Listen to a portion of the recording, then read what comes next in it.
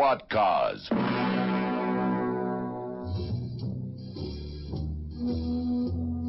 General Motors and their dealer organization throughout Southern Africa proudly bring you the drama, the danger, the thrills, and the facts when the long arm of the law travels in squad cars. The story you're about to hear is true. Details are supplied from the official case files by the South African police. Only names and places have been changed to protect innocent people involved.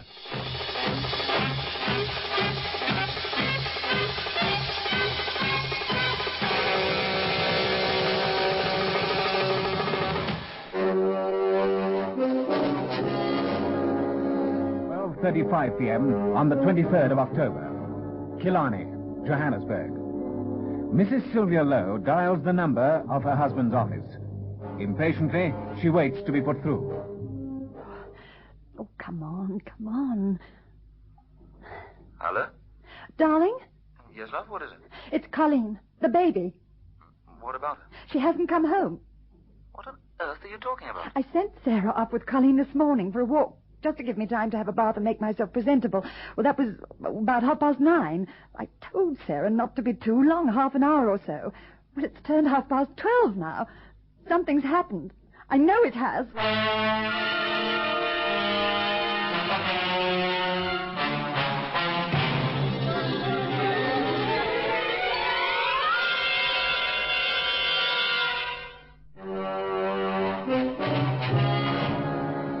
12:40 p.m. Dennis Lowe does his best to calm and comfort his distressed wife. Look, try not to be so excited, darling. I'm nearly out of my mind with worry. I'm sure there's quite a logical explanation for what's happened. But Sarah's never done this before. What can she be thinking of? Where does Sarah usually go when she takes the baby for a walk? Oh, down to the shopping centre, I think. She likes to look at the shops and see some of her friends. Well, why don't you go down there? Look for yourself. Darling, can't you come? I'd feel so much better. I've got a heap of work on my desk. I'm snowed under. Well, I would have thought that your child was much more important than a pile of papers. Don't you understand? All right. Look, I'll meet you at the shopping centre in half an hour, outside the coffee bar.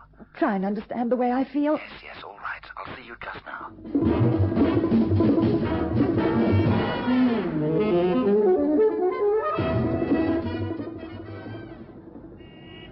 Oh, there you are, darling. Look, I'm sorry I'm late. You said you'd be half an hour. Yes, but it was the traffic. There was a storm in town. You know what Joburg drivers are like in the rain. They go mad. And I've been going mad sitting here waiting for Look, you. I'm sorry. Now, what's the news? Well, I've walked up and down. I've asked everybody about Sarah and Colleen. I'm sure people think I'm crazy. Now, look, just try and keep a hold of yourself, darling. I am, but it's very difficult. Now, wait. Sarah's never done this sort of thing before, has she? Never. She's usually so reliable. That's what worries me. That's what makes me convinced something's wrong. Well, 2 hours. I suppose you could say she's a little more than overdue. I wonder if she's back at the flat now. Well, why don't you go inside there and ask him if you can use the phone? Yes. I'll just take a quick look round in the meantime.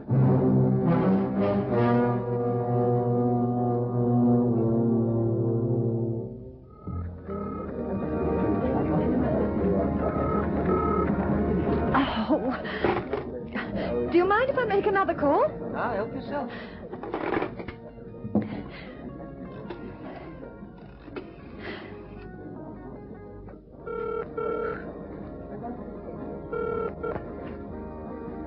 Police, Constable Kellett speaking.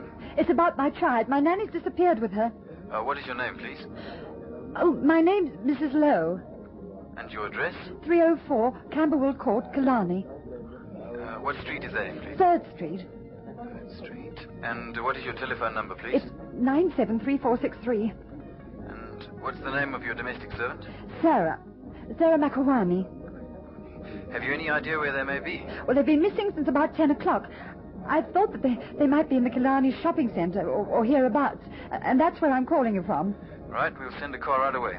Are you going home or will you stay at the shopping centre? Well, there's no sense in going home. I've just phoned. The nanny's not there. So where shall I send the car then? Well, my husband and I are outside the coffee bar. Will it be long? Matter of a few minutes, lady. Thank you.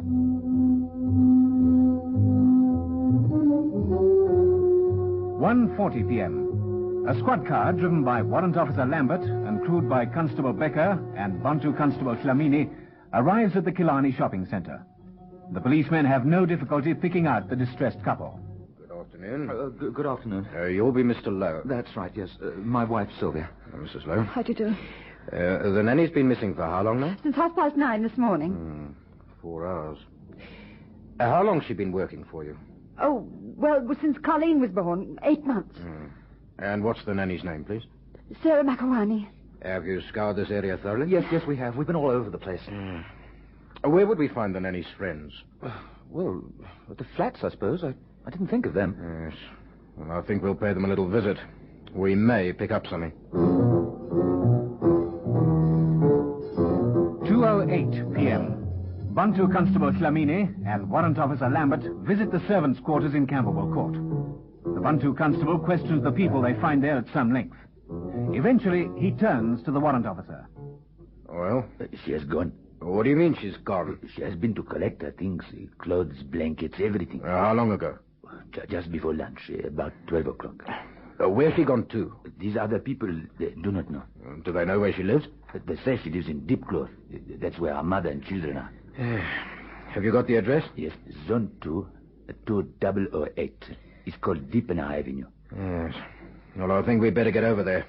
I suppose that's where she'll make for. 2:45 p.m. Having raced south past Baragwanath Hospital and swung off to the right, the squad car arrives in the township. It pulls up hard outside number 2008 Dippener Avenue. Bantu Constable Flamini jumps out of the car and races to the back of the house. Warrant Officer Lambert goes to the front door.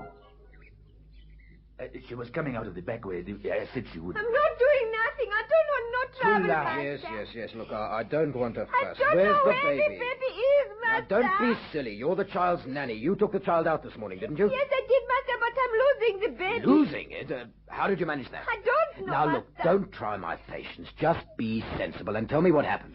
The madam, she told me to take the baby for a walk. I'm doing this nearly every morning, Master. I nearly always... I go to the shop. Most times I can find other girls to talk to, so I'm wanting cigarettes, so I leave the baby in the pram outside the shop. I'm going into the shop, and when I get the cigarettes, I'm coming out again. The baby, she's gone. I'm looking all over, Master. When you came out of the shop, the pram was gone, eh? No, not the pram, Master, the baby. So, where's the pram? I'm leaving it in the garage, Master, the basement of Kimberwell Court. Oh, why didn't you tell the madam what had happened? I was too frightened, Master. The madam, she would have been too cross. Yes, well, you could have saved everybody a lot of time and trouble. Are you going to arrest me, No, I'm Master? not going to arrest you, but I'm taking you back to the madam's place. I want to check on your story. Oh. If it's true, you may be able to help us. Please don't take me back, Master. The madam, she will be too cross. You've been very stupid, but come on. Flamini, put her in the car.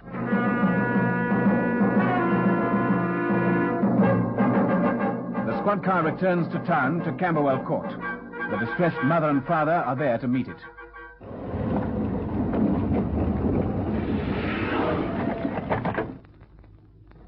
We found the pram. The watch boy found it in the basement. Yes, Mrs. Lowe. There's nothing to be excited about, I'm afraid. We know about the pram. Your nanny put it there. Oh, madam, I'm so sorry, madam. I'm too ashamed, I should madam. think you are. Where's my baby? You see, Master, I'm telling you, the madam will be too cross. Well, imagine if it was your child. Yes, madam, I too would be worried. I'm sorry, madam. I don't think she's to blame, Mrs. Lowe. How can you say that? The child was in her care. Well, it could have happened to anybody. She was in a shop buying cigarettes. It happened in a moment or Look, two. is it money they want? They're the kidnappers. Oh, well, if it is, you'll soon know about it. Are you a wealthy man, Mr. Lowe? Comfortably off, I suppose. I don't think we can be called wealthy by any stretch of the imagination. Yes, I see. Well, I think I'd better report this to the CID. And the sooner, the better.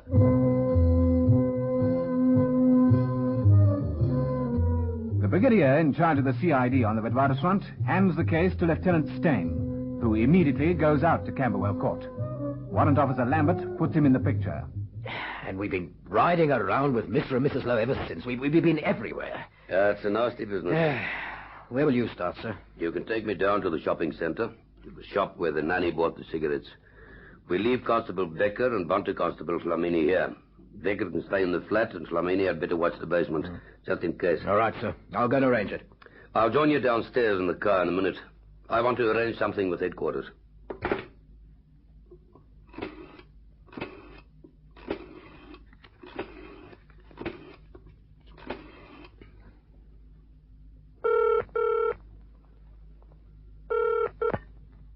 Brigadier rates. Lieutenant Stein, sir. What's the score? I've just acquainted myself with all the facts, sir. It's occurred to me that if it is a kidnapping, the kidnappers will film. Now, with your permission, sir, I'd like a monitoring service arranged. A full-time tap so that the source of the call can be traced if and when it comes through. I'll have it arranged immediately. Let me know how the rest of the investigation goes. Very good, sir.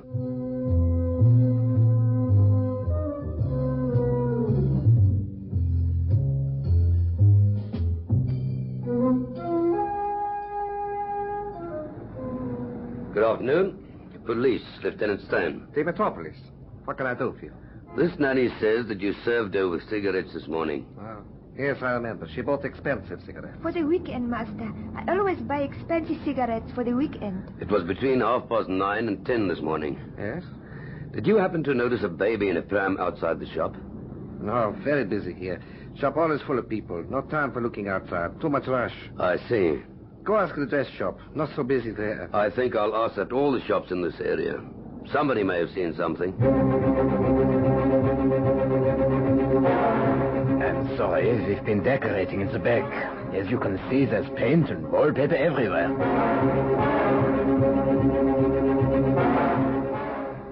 There are babies going by in prams every hour of the day. They all look alike to me.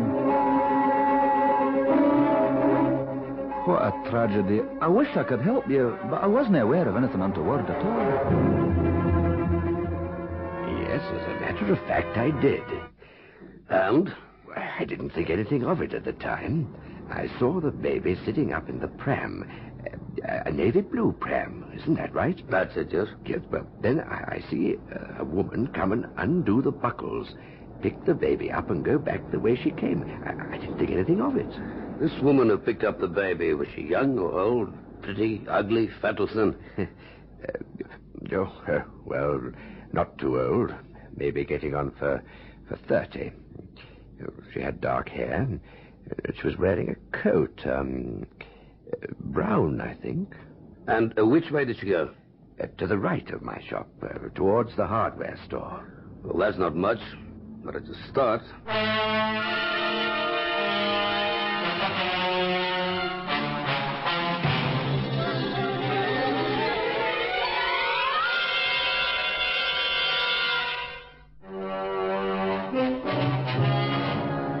Lieutenant Staines' informant is a jeweler.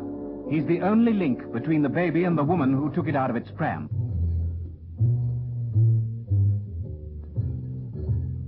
The lieutenant's inquiries take him to every business in the Killarney complex, but to no avail. And it's late that night when he reports to the brigadier. And that's all I've managed to come up with, sir. A vague description of a woman. Well, there have been no phone calls demanding ransom. Perhaps it'll come through the post, sir. That may well be the case. In the meantime, while we're waiting for any possible kidnap developments, I think it would be a good idea if we sent out a squad of men checking on chemists in the immediate Killarney vicinity. A baby has to be fed. We'll ask for reports on any new customers wanting baby food, soap, powder, nappy pins, that sort of thing. Better check supermarkets, too. And she hasn't got a pram for it, sir. There may be something there. Very possible. Talking of prams, did you have the pram checked for fingerprints? I'm about to see to that now, sir. Good. Have you got transport? Somebody to help you? Yes, sir. Warrant Officer Lambert asked if he could lend a hand. Good. Get cracking. Now, don't hesitate to phone me at home if anything crops up that I should know about. Right, sir.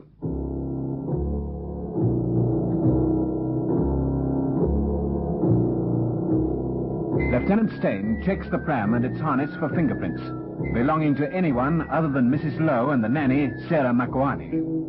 A clear thumbprint is found, and then begins the long process of checking thousands of index cards in records at divisional headquarters, a process which takes most of the night.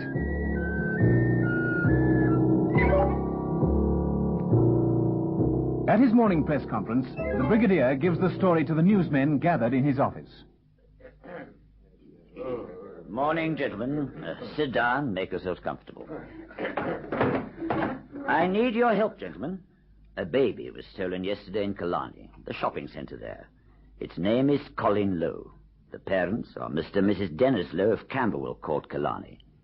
The child was with its nanny, and a young woman in a brown coat was seen to remove the child from its pram and walk off with it. Now, that was yesterday. Yesterday morning between 9:30 and 10 o'clock.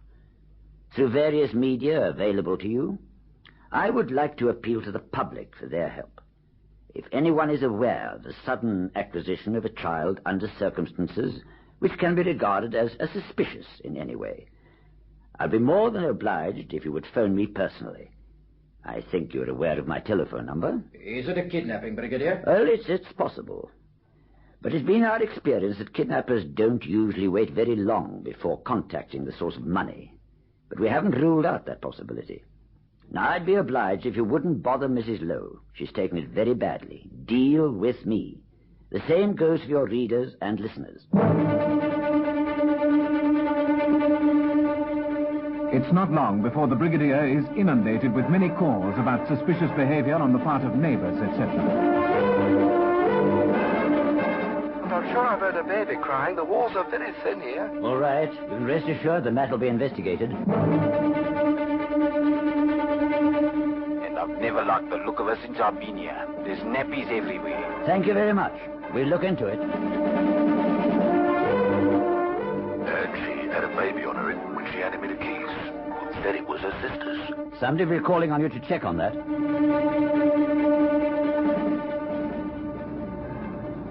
Good afternoon. Lieutenant Stein, police. Good afternoon. It's about the baby. Yes. I'm sure it's her. Can you give me the details? Well, her name is Mrs. Wagner. Strange woman. Can't blame her for that, I suppose. She had a bad time, her husband. He shot her and then shot himself. Well, it must have been, more than a year ago now. Happened here in a room she had, and she lost the baby. Which baby? Well, her baby. She was pregnant, see. He shot her and killed the baby. Oh, yes, Wagner, that's right. He would have been up for murder. He shot himself in a mine dump just outside Germiston. That's right, yeah. Ooh, she was in a bad way, Mrs. Wagner, for weeks. But eventually she recovered. But she's always a bit strange after that. Understandable, I suppose. She lived here all alone? Yeah. Never had visitors or friends? No. How does she support herself? She was a nurse. Yes. That would explain how she was in Killarney at that time and not at work. Well, I'm sorry. No. Just thinking aloud. When did she move out? 3 days ago. Mm-hmm. Just come to me, paid what she owed me, and give me the keys. Oh, and she had the baby too, see? That was the day it happened, the 23rd. What about her furniture? Didn't have none. Her room's all furnished. Did she have a suitcase? Yeah. Big one? Well, she got 2 cases, as a matter of fact. How did she manage them and a baby? Well, she took a taxi. I carried the cases down for her. Do you know where she was going? I ain't got the foggiest if she didn't say. And did you hear the taxi driver? No. What about the relatives? Well, I wouldn't know. I never met any. Never heard of any. Now tell me, where does she work? Up at the hospital. What's her first name? Joan, that's it. Joan Wagner. I think she's the one. Oh, what makes you so sure? The things you've told me. I asked you if she had any relatives. You said there were none that you knew of. They never came here. And yet she told you the baby was her sister's.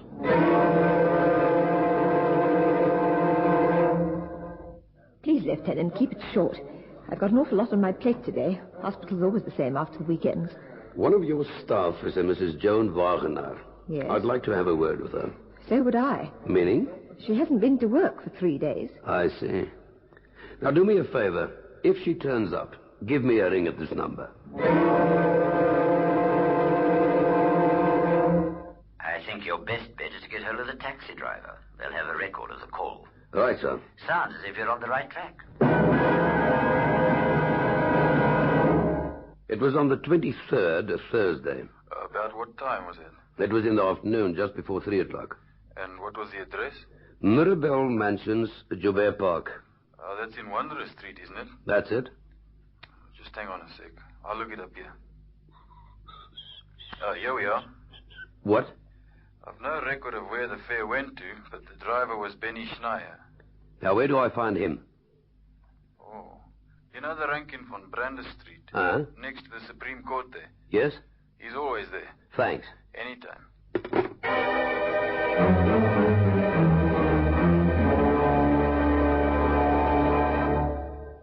Here's Benny now.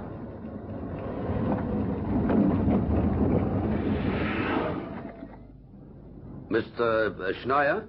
That's it. There, too. That depends. On what? On how good your memory is. You're a cop? That's it. What's up?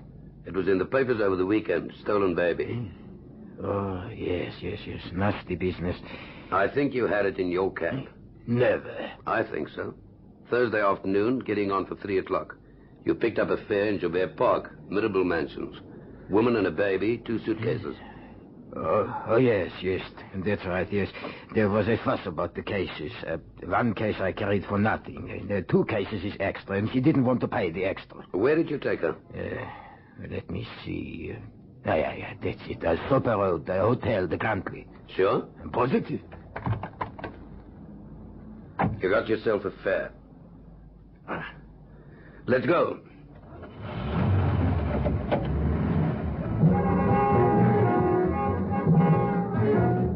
Lieutenant Staines' destination turns out to be a seedy place that has seen better days. Its predominant color is brown, and its effect on most people is depressing. The lieutenant pays off Benny Schneier and runs up the steps into the hotel's shabby foyer. He's greeted by a porter. Yes, please. Who's in charge here? It's Mrs. Pastrana, when she's here. And when she's not? Well, then it's me. What can I do for you? I'm a police officer. There's no trouble here. Always very quiet. I'm looking for a woman with a baby. Mrs. Wagenaar. Wagenaar? Yeah. Oh, no, I don't think we got a Wagenaar here. Let me see your register. Wagenaar? No, I don't remember that one. Let me have a look. When did she book in? Last Thursday. Only 3 people arrive on Thursday. See? Yeah, Ortega, Middleton, Pretorius. Mrs. J. Pretorius. She has got a baby. Where is she? She's in room 24, ground floor in the back. Thanks. You won't find her there. Why not? Because she have gone out. With the baby? Oh, yes. Where did she go? Oh, that I don't know. She doesn't say much, that missus. Room 24? That's correct, yes.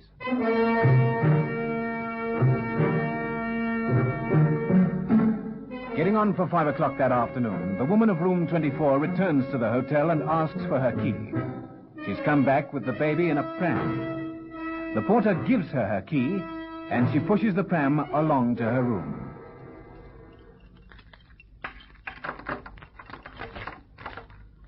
Here we are, my baby. Home with Mummy. You've got a nice new pram now. See? Makes everything nice and easy. Good evening. I have reason to believe you, Mrs. Wagenaar.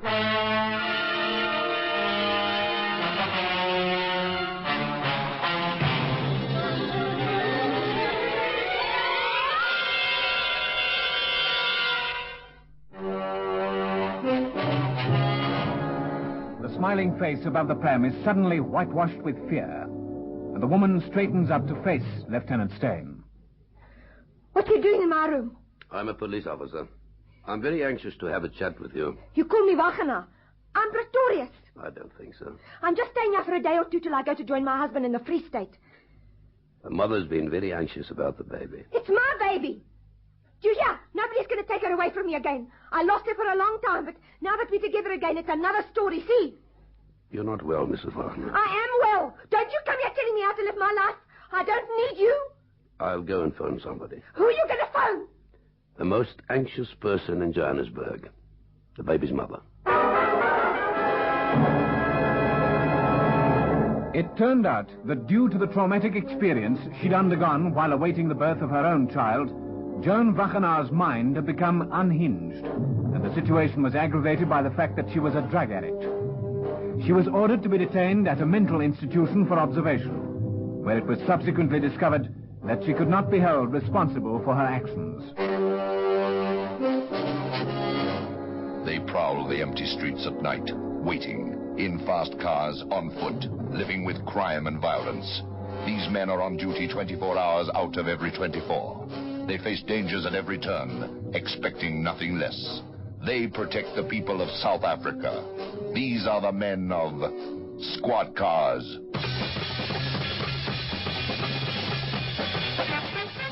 Listen again next Friday evening to another authentic story in our dramatic South African police series, Squad Cars. Brought to you by General Motors, makers of the biggest and most exciting range of cars, trucks, and commercial vehicles in the world. Cadillac, Buick, Oldsmobile, Pontiac, Beaumont, Chevrolet, Opel, Holden, Vauxhall, Bedford, GMC, and Ranger, South Africa's own car.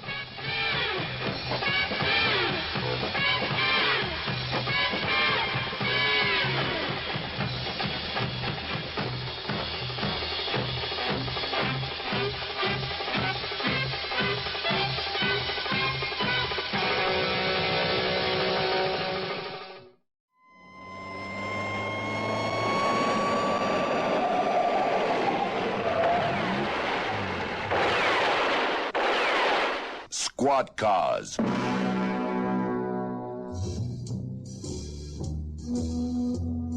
General Motors and their dealer organization throughout Southern Africa proudly bring you the drama, the danger, the thrills, and the facts when the long arm of the law travels in Squad Cars. The story you're about to hear is true. Details are supplied from the official case files by the South African police. Only names and places have been changed to protect innocent people involved.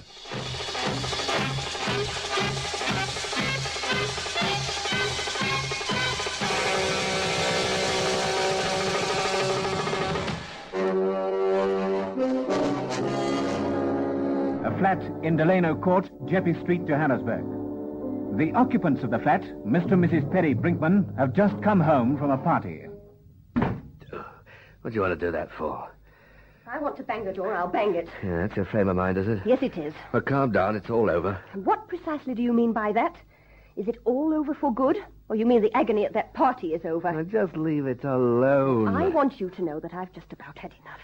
You made a fool of yourself, and you made a fool of me. Everybody was talking about it. Oh, about what? The way you carried on with that Harding woman. Oh, a mild flirtation. Nothing to it. Nothing to it, eh? Well, just look at yourself in the mirror. Yeah, something bothering you? Eh? That lipstick round your mouth. Mrs. Harding's I lipstick. didn't mean anything by it. She had a bit too much to drink, that's all. I wonder how you'll carry on when I start this little game. Don't pack it up. Don't you talk to me like that. Who the devil can that be at this time of night? Well, aren't you going to answer it? Honestly. Where is he? We don't want any trouble, please. He didn't mean anything by it. Get out of my way! Perry, he's got a gun. It's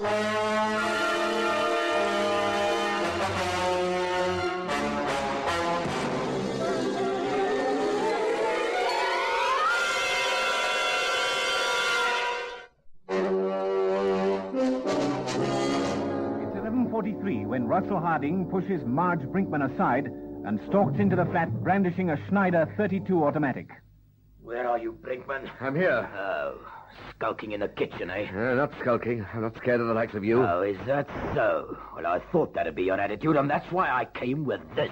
You don't frighten me. You swine, you rotten swine. Please, Russell. Please, nothing. He deserves this. He's not fit to live. Oh, don't leave it alone. No. Perry! Don't cry, Marge. You're better off without him. 12:04 a.m. on the 8th of February. One of the many phones at Brixton Radio headquarters, the phones connecting the public with the flying squad, rings. Police, Constable Williams speaking. My name is Mrs. Brinkman. My address is number 43 Delano Court, Jeppe Street. Yes? My husband's just been shot. He's dead. Who shot him? It was a man, a friend of ours. Please send somebody over. I don't know what to do. Perry's dead and I don't know what to do. Oh, well. Sounds like a nasty business for somebody. Well, keeping us busy tonight. What you got? A shooting. Oh, give me the 280. Thanks. Didn't have a chance to get her phone number. I was on the point of asking when she hung up. She says her husband's dead. Oh, no. Who shall I give this one to? Number 9. Where are you, number 9? Over. Just leaving a building site in Hillbrow. Some lunatic started an excavator. Had a devil of a time stopping it. It's all right, though. We managed to contact the director of the firm. Nothing serious, just mischief. What have you got for us? Over. A shooting in Jeppy Street, Delano Court.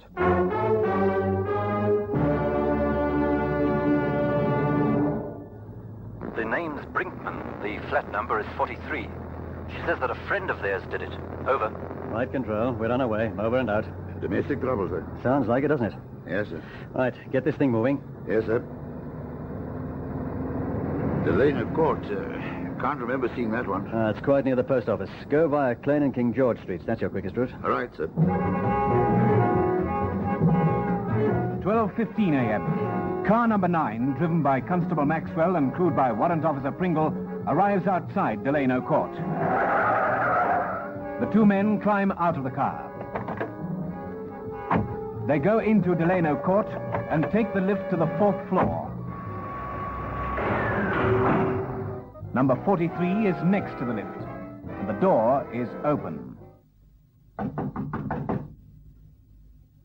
Mrs. Brinkman?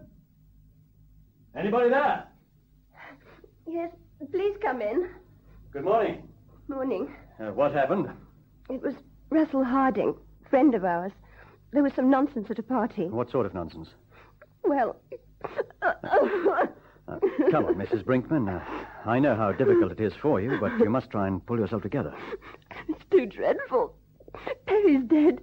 He just isn't bear thinking about. Awful. Awful. I'm sorry. It's all right, Mrs. Brinkman. Whenever you're ready. Well, we met at the Hardings a year or so ago. We got to know them through some other friends of ours. Seemed to hit it off as a foursome. We went everywhere together. I didn't know that, well, Perry had developed a thing about Joe. Who's he? No, it's short for Joanne. Joanne Harding. It started innocently enough. Little remarks, jokes. I had no idea it was leading up to something. But that's what happened. They began, Joanne and my husband, to see each other alone, if you understand what I mean. Yes, perfectly. Go on. Russell, that's Joanne's husband, became suspicious, and he had a private detective put on to following Joanne. That's when it all came out. There was a big scene then. But they both promised that it was all over. They said they'd been very foolish. They said they wouldn't see any more of each other. Anyway, we went to a party tonight, not knowing that the Hardings would be there. It was awful. And this thing that Joanne and Perry had for each other started all over again. They disappeared from the party, and someone said they were in the summer house by the swimming pool together.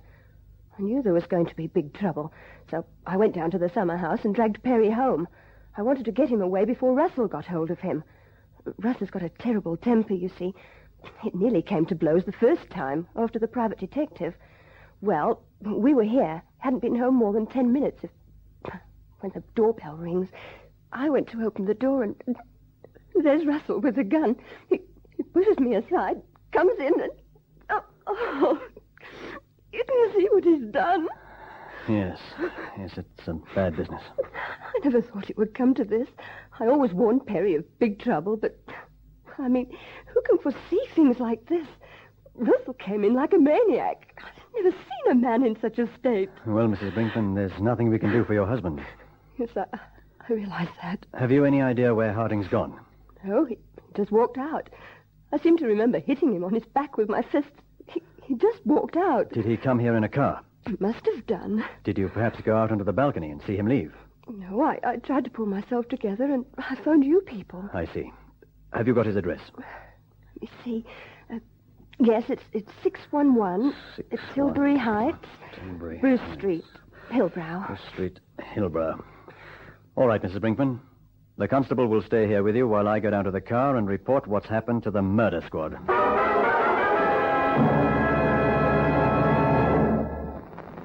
All right, got all that. We'll get hold of the district surgeon and pass it on to the Brixton murder squad. Over. It seemed like a good idea for Maxwell and I to go to that address in Hillbrow. It's possible that he's pitched up there. Over. All right. If you need help, just report in. Over. Will do. Over and out.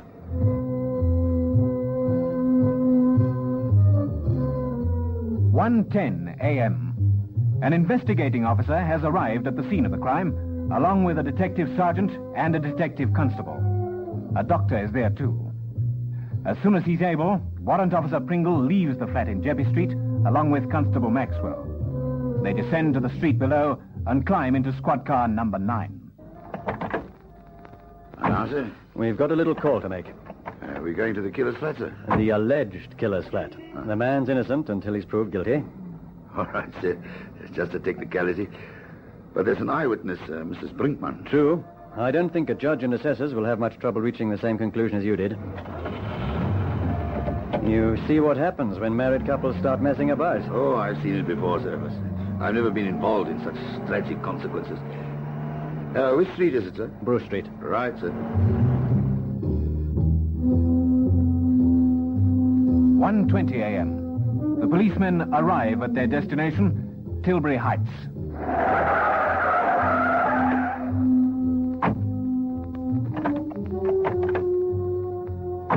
Constable Maxwell is already heading for the entrance when he notices that the warrant officer is making for the basement. No. We're going this way, through the garage. I want a word with the night watchman. He's over there, fast asleep. Come on, you. Wake up. Hey, wake up. Come on, sit up. Oh, yes, Babaz. There's a Mr. Harding lives in these flats. Do you know him? Yes, I know him. Well, which is his car? Just a minute, Buzz. Buzz Harding is not here. He parks over there in bay number 13. He's not home yet. Does he always park his car in the basement here? Excuse me, Buzz. I mean, does Buzz Harding sometimes leave his car in the street, perhaps? Maybe sometimes, sir. I don't know. Has he been in here tonight? No, sir. Well, how do you know? You were fast asleep. I'm always hearing the cars. He's definitely not been here. All right. You can go back to sleep now. Come on, Maxwell. 6th floor for us.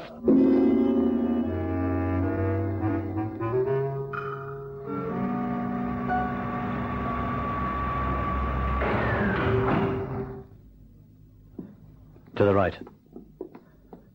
Next one. Just stand away from the people. Right, sir.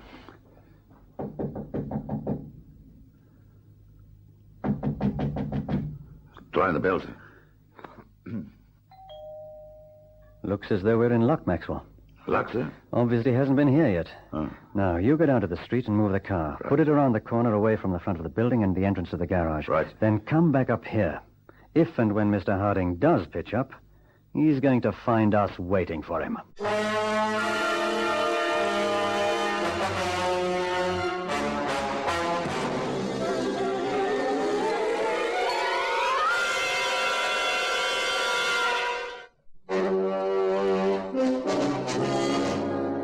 1:30 a.m. Constable Maxwell, having parked the squad car out of sight, returns to the building to find Warrant Officer Pringle in the foyer, scanning the board bearing the names of the occupants of the flats. Now, where the devil is it? What are you looking for, sir? The caretaker's flat. Caretaker. There you are, sir. 118, first floor. Good. Let's go up and wake him.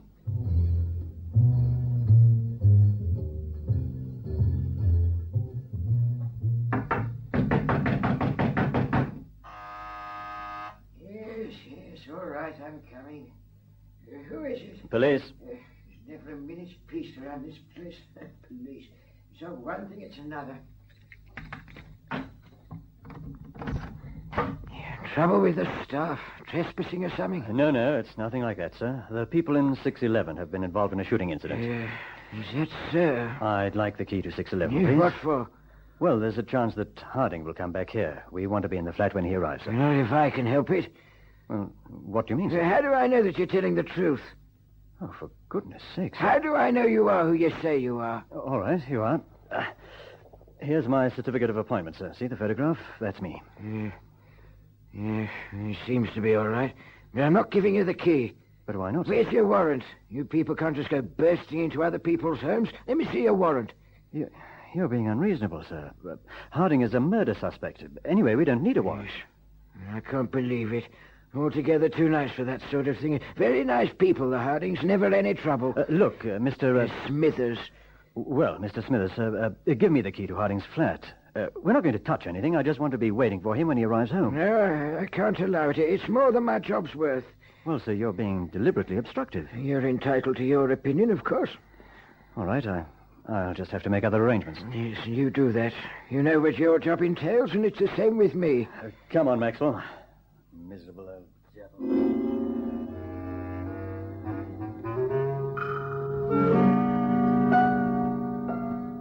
We'll sit here on the fire escape. We can see everybody coming and going. All right, sir. We do meet them, sir, don't we? Yes, it takes all sorts to make a world, Maxwell. We'll just have to do it the hard way. Oh, suits me, sir.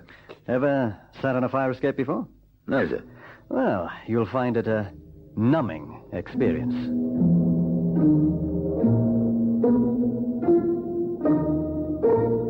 "2:20 a.m. The weather is decidedly chilly for February. Constable Maxwell is wishing that he had a jersey on under his tunic when they hear the approaching clatter of a woman's heels. What do you bet this is Mrs. Harding? I think so too, sir. If she stops outside 611, then it's her for sure. Come on, Maxwell. Mrs. Harding. Oh, you gave me such a shock. Sorry, we're actually waiting for your husband. Oh, I see. Why? Where is he? I don't know. What's been going on? Isn't your husband with you, Mrs. Harding? No, we were at a party together, but we left separately. I see. What time did your husband leave the party? Look, would you mind telling me what all this is about? Is your husband with you? Downstairs, perhaps, parking the car? No. Oh, that's a pity. I'm afraid there's been some bad trouble, Mrs. Harding. Your husband shot and killed Mr. Brinkman earlier tonight. He did what? I'm afraid so. But not Russell. He couldn't. He didn't care that much. I've had the whole story from Mrs. Brinkman. You're not pulling my leg, are you? No, I'm afraid not. Perry dead. It's hard for me to... I think I'd like to sit down. If you'll give me the key to the flat, I'll open it up for you. I'm afraid I haven't got a key. I thought Russell would be home by this time. No. Well, we can't get in there. Russell's got the key. I see. Well, I'm going to have to sit somewhere. I don't feel at all well. What about the caretaker, sir? Yes, that's a good idea. You can get the pass key from him, Mrs. Harding. He's a crusty old devil. He wouldn't give it to us. All right. We'll go down together.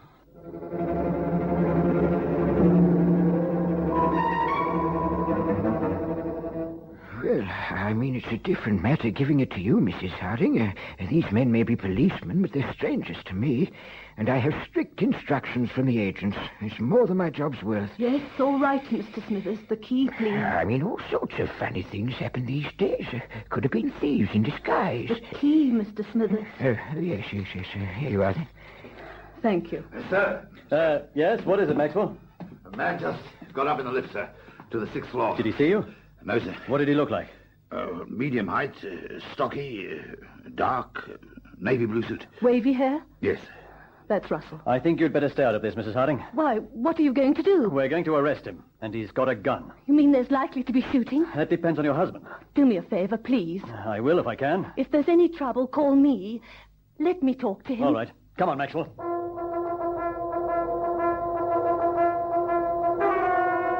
2:30 a.m. The two police officers go up in the lift to the 6th floor. Silently and with great caution, they approach flat 611. The door is shut.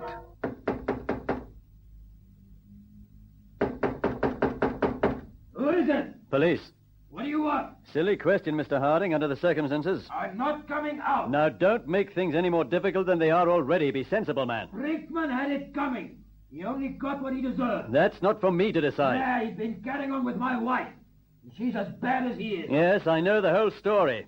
I'd advise you to pack it up now. They started again at the party tonight. Come on, Harding. Be a sensible chap. Open the door. Not on your life. Then we're going to have to break it down.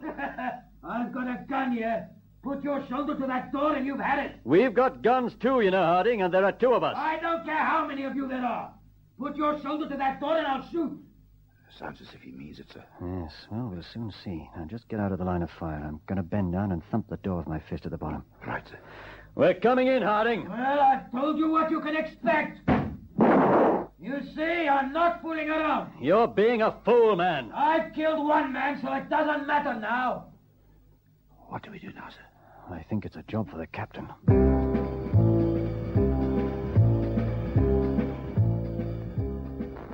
Did you receive all that, sir? Over. Yes, I'll be over there right away. Over. May I suggest, sir, that on your way here you pick up a canister or two of tear gas from the armory? You never know, sir. Over. Yes, I'll do that. I'll be with you in about 15 minutes. Over. Very good, sir. Over and out.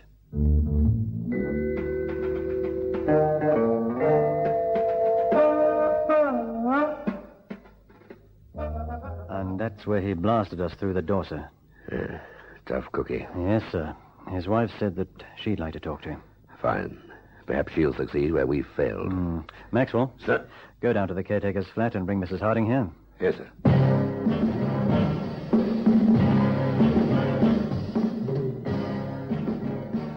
Go on, Mrs. Harding. Talk to him. Russ? Russell? What do you want? Oh, it's a terrible thing you've done to Perry. Yes, so what about what you and he have done to me? Oh, well, I don't suppose it matters now. You deserve what he got. Except that killing's too good for you. Don't step in front of the door, Mrs. Harding. You hear me? Yes, I hear. It was all happening again, wasn't it, eh? You were starting again. Oh, Russ, please. Come away, Mrs. Harding. That's enough. We're wasting our time. Oh, don't hurt him. Please don't hurt him. It's him. He's trying to hurt us. But we can't help it. He's not himself. Oh, just let me talk to him a minute longer, please. All right, once more. But keep away from the door. He wants to kill you, too. Russ, please. Things are bad enough without making them any worse. I know it's my fault, but I couldn't help it. I don't care what happens to me now. He's dead and gone, that swine. So you're not going to listen to me? Not a chance. You can go to the devil for all I care. After the way I loved you, I was prepared to understand the once. Forgive. Let bygones be bygones. But I'd always felt that you'd start again, given half a chance, and by heaven you did. Well, I hope you're happy with the outcome. Well, I tried, Russ. It's too late. Leave it, Mrs. Harding. It's over to us now. Constable Maxwell will take you down to the caretakers until it's all over. Come along, Mrs. Harding. Now listen to me, Harding. If you don't come out and give yourself up, we're going to have to come in there after you. Just try. I've got enough ammunition here to hold off an army. Somebody's going to get hurt. It could well be you. You've shown us how cheaply you hold life now, but we can play it just as tough as you. Yeah, that's just a lot of soft soap, just words. What are words compared to what I'm feeling? Well, I give you due warning that I shall have my men break the door down and open fire on you. You can come out alive or dead. It's entirely up to you. I prefer that you stood trial. No! No! No! He's only got one shot left in that clip, sir. We can't be sure of that. He says he has more ammunition. He may well have inserted a new clip. So what do we do, sir? Well, we'll have to smoke him out. This window here. What's in the window of? One way to find out, sir. It's the bathroom, sir. Now, what are you doing? What do you think you're doing? One shot left, eh? Yes, sir. I may be on the way out, but I'll take you all with me. Is the door to the bathroom open? Yes, sir. What does it lead on to? A sort of passageway, sir. Right. Return his fire. Drive him off, and I'll lob this canister of tear gas inside when I give the word. Right, sir. Ready? Yes, sir. Right. Open fire.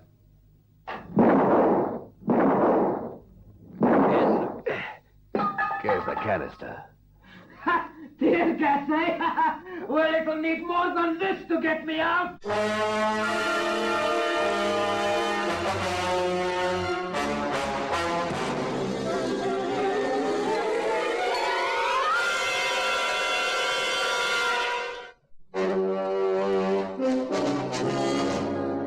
canister of tear gas bounces and rolls through the open door of the bathroom into the passageway from where Harding is covering the door of the flat and the window of the bathroom.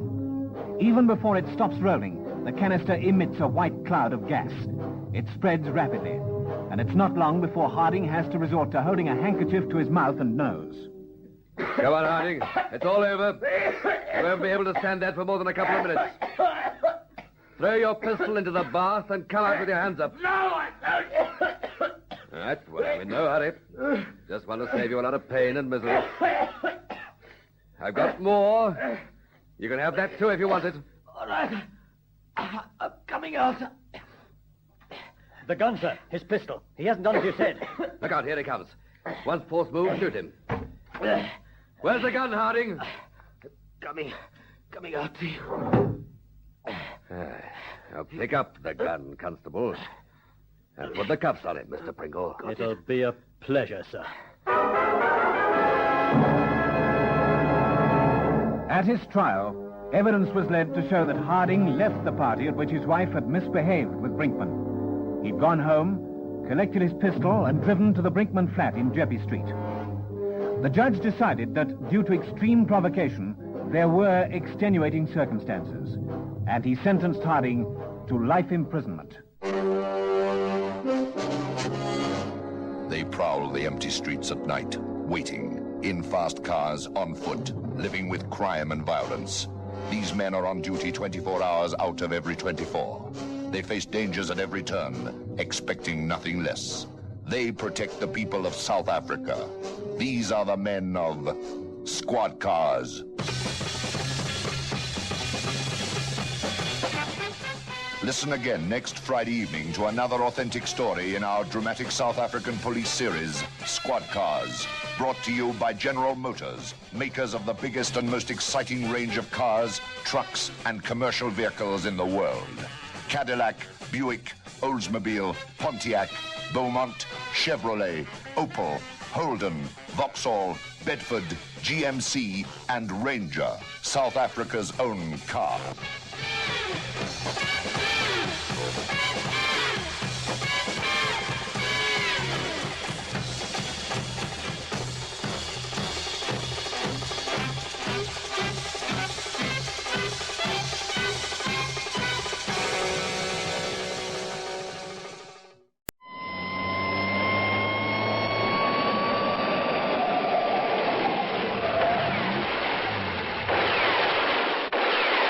Squad Cars.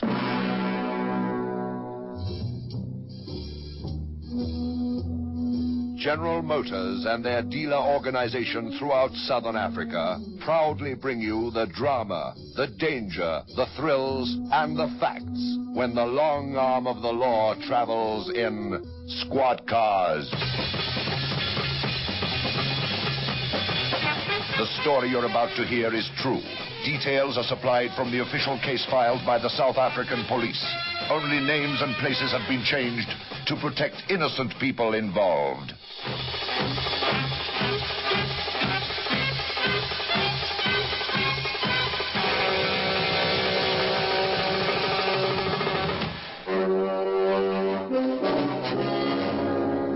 Townsview Post Office, Johannesburg, on the corner of Verona and Prairie Streets. Two post office employees are engaged in loading a post office van with bulky mail bags. Went to the ice hockey last night. Yeah, what's it like? Terrific, man. Fastest game in the world, you know? Is that so? Yeah. They gave the ref a hard time, though. Booed him. He's a youngster, just taking it up. You must come with me one night. Next week. But we must go early. There's always a crowd. Here's another one. Right. How many more? Just these two. Coming up. Right. How's it with your car? It's okay. It was giving you a lot of trouble, though. It was the gearbox. I had it fixed. Cost me plenty. Let's have that last bag, then. You into the van? Hey, what's going on? I said get in. Hey, watch it, Laurie. He's got a gun. Just do as you're told and you won't get hurt. In the van. Okay. Potty! Right, now, you two beauties throw those mailbags in the back of the car and be quick about it.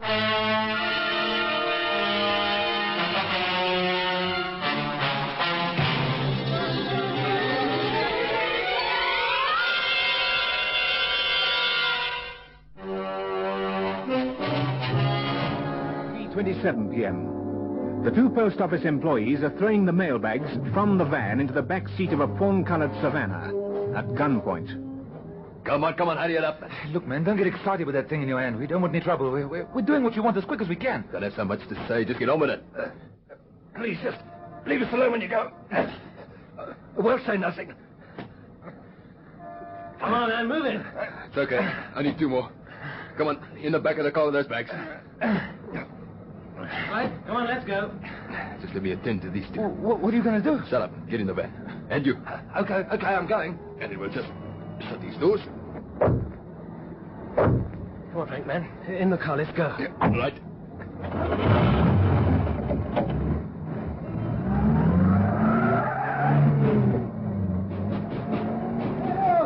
Somebody let us out! Please, somebody! Help!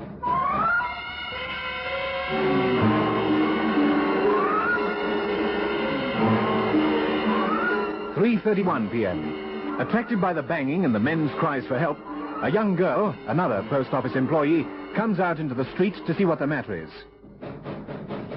All right! All right, just a minute! How do I open this thing? Just lift the lever and pull. All right! Hurry up! I am, man!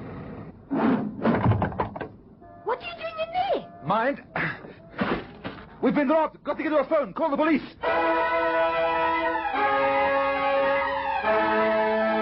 3:33 p.m. The post office employee's frantic message to the police is relayed to a squad car in the vicinity, car number 38. Control to number 38. 38. Come in, 38. Over. Go ahead, Control. Over. A post office van has just been held up outside the Townsview post office.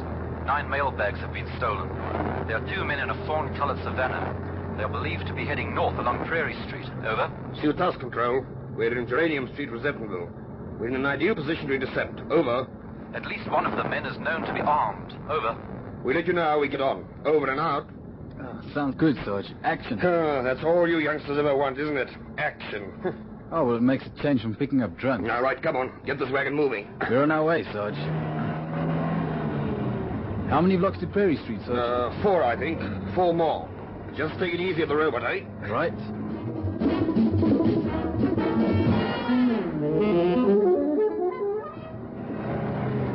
You feeling okay, Potty? I'll feel better when we get to Wemapan and get rid of this car. I'll never forget the look on that one-o's face when he saw the gun. Nearly died. Did the robot the corner, eh? Yeah, okay. Don't stop. Huh? It's the cops. Where? In Geranium Street, there. But I've got to stop. The light's red. Never mind that. Go through. Hold tight.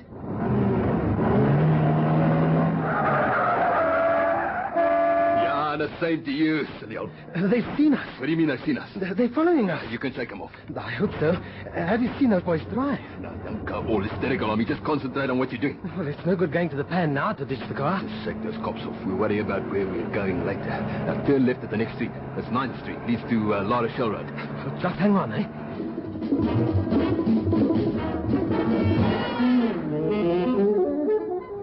Well, they know we're onto them. Got these boys taped, Sarge. Then go to the left. They're not going to shake us off that easy. Hold tight, Sarge. Where do you suppose they'll make for? They'll be mugged if they're going to town. I shouldn't think they will. If it were me, I'd double back. Get out into the country. That's what they're doing. See? They've turned right into Marlborough Road. They better be careful. They'll find themselves in a dead end. Suits me. It looks as though they're heading back to Wemapan again. Do you think it's a stolen car, sir? I shouldn't be surprised. Hey, look what he's doing. He's throwing a mailbag out.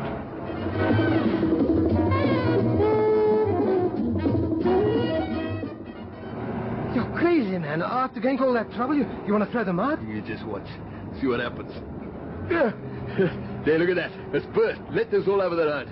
I'll have to decide whether to stop and recover the mail or keep on chasing us. Well, they haven't stopped.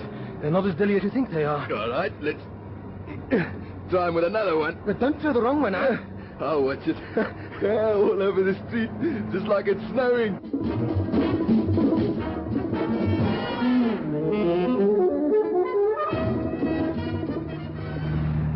.38 to Control. Come in, Control. Over. Go ahead, 38. Over. These idiots from Townsview Post Office.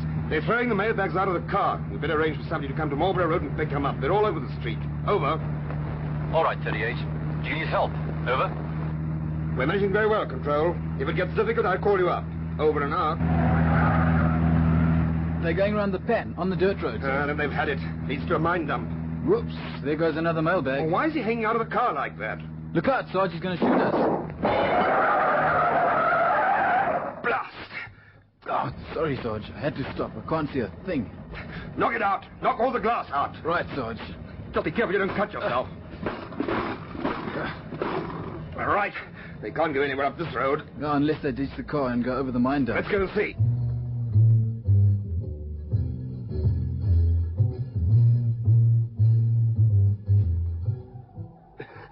Dead lucky shot. Never mind. It just gave us a bit of extra time that we needed. Hasn't stopped them for long, though. Here they come. Never mind.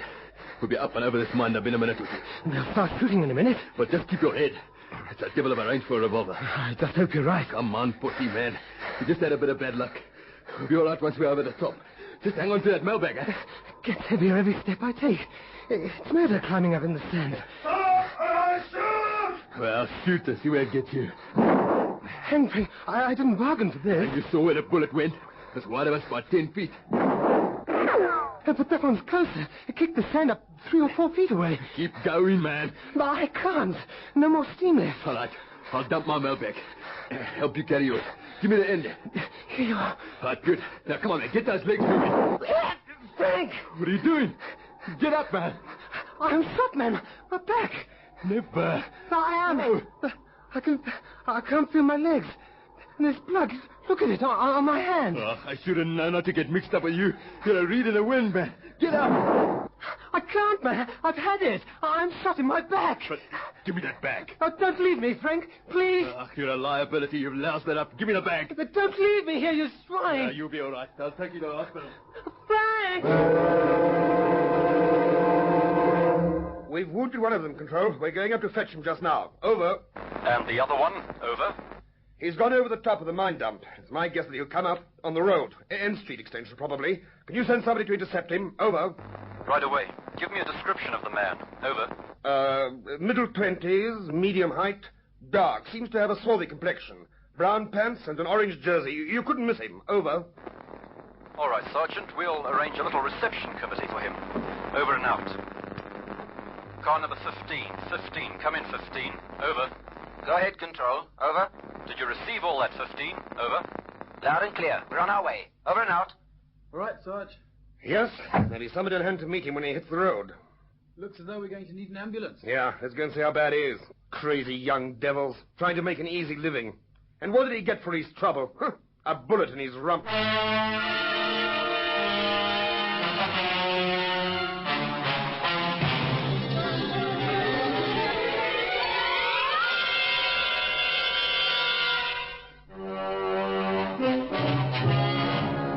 The young man called Potty is so badly injured that he has to be carried down the mine dump on a stretcher.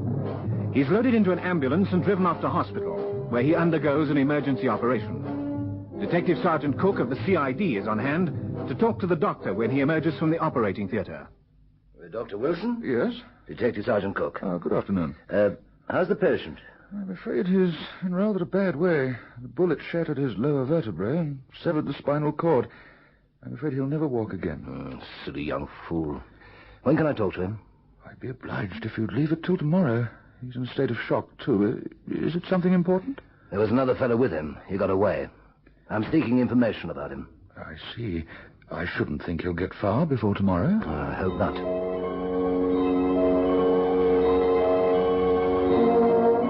10:50 a.m. the next day. Detective Sergeant Cook arrives at the hospital and makes his way to the ward where the young man called Potty is being cared for. I'm a police officer. I want to ask you some questions. Yeah? What's your name? Rocco Potty, that. And your address? 81 Bob Street, Regent's Park. Regent's Park. Who's your pal? You mean he got away? Yes, he gave us the slip. And there's a mailbag missing. You stole 9 from Townsview Post Office. We've recovered 8. Where do we find him? You don't expect me to tell, do you? Honor among thieves, eh? You little twerp.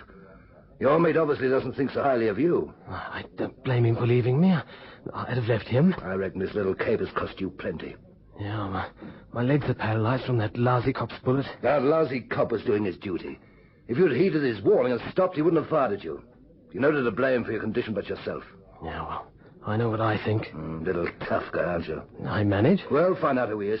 It won't take us long either. Oh. Well, for a start, I'll visit your parents and ask about the people you associate with.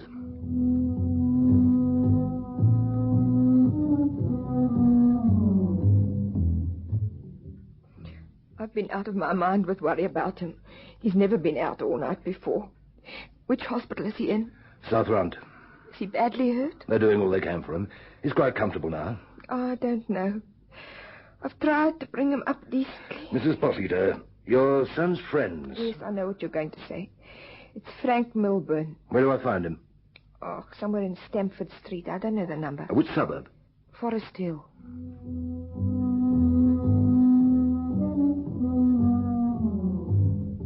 I'm sorry I woke you, Mr. Milburn. Yeah, so am I. I'm on night shift. I've only been in bed a couple of hours. What's the trouble? Is Frank at home? I don't know. Let's go and see.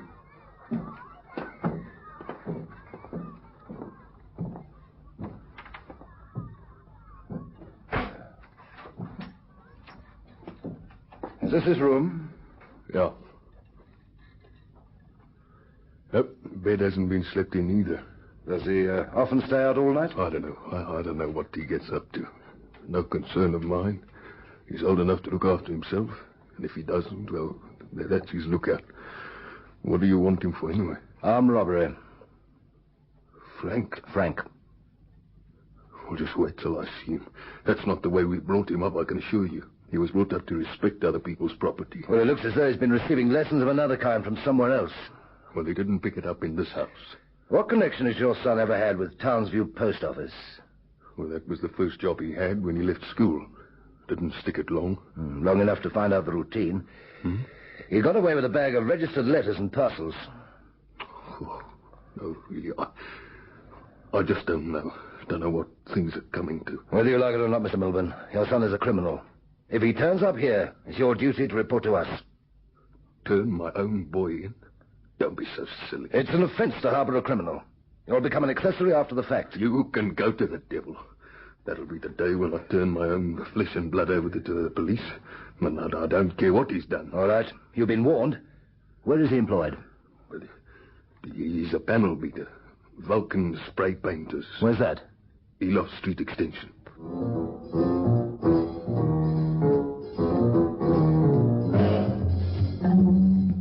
I wondered where he was, young monkey.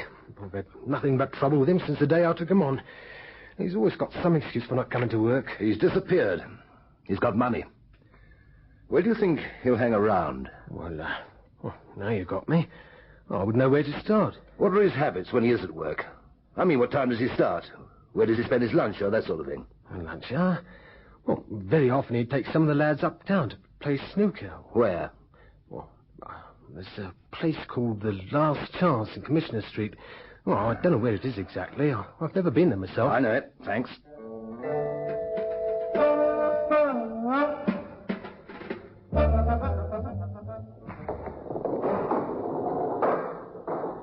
Sure. He's in or out 2 or 3 times a week. Not today, though. If he comes in, ring me at this number. I'll make it worth your while. You mean there's a reward? We're prepared to pay for reliable information. Okay. I'm your man.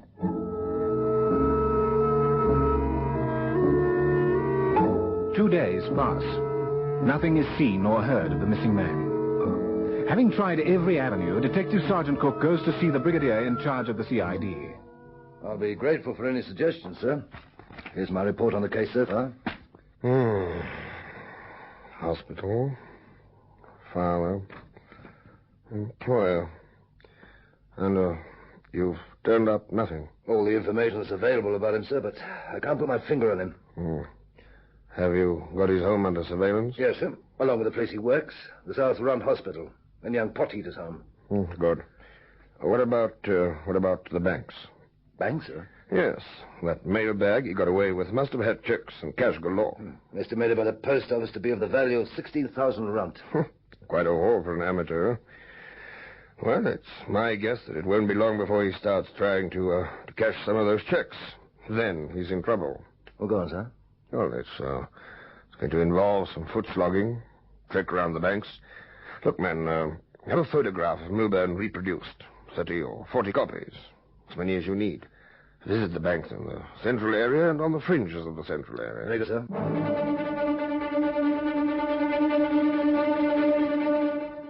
This is a photograph of the man. His name is Frank Milburn. He was last seen wearing brown trousers and an orange jersey. It is 10 to 1 that he's bought himself new clothes since then. And don't rule out the possibility of him growing a moustache. Or perhaps a beard, even. Do your best to detain him without arousing his suspicions. And call me at this number.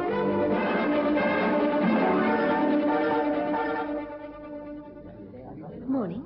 Can I help you? Oh, good morning. I want to open an account. Certainly, sir. If you'll just fill in this form, and then I'll arrange for you to see the sub-accountant. Doc. There's a pen and everything you'll need over on the desk there. Thanks. I'm sure it's him, Mr. Van. Yes, well, let's have a look at the photograph. Got it in my drawer here somewhere. Here we are. Is this him? Yes, except he's got longer sideburns now. Well, have him come in here to see me. I'll keep him busy. If I cough when I've seen him, then he'll know he'll have to go and phone the police. Yes. What's his name? Cook. Quite nice looking. Yes, that's it. Cook. Here's his telephone number. But only if I cough. All right. Thank you. Now, if you'll just come this way to see Mr. van Rensburg. Right. Is it okay if I smoke? Yes, fine. Come in. What is your name, please? Thurgood. Thanks. Mr. Thurgood to see you. Come in, Mr. Thurgood. Come in and sit down. Oh, thanks.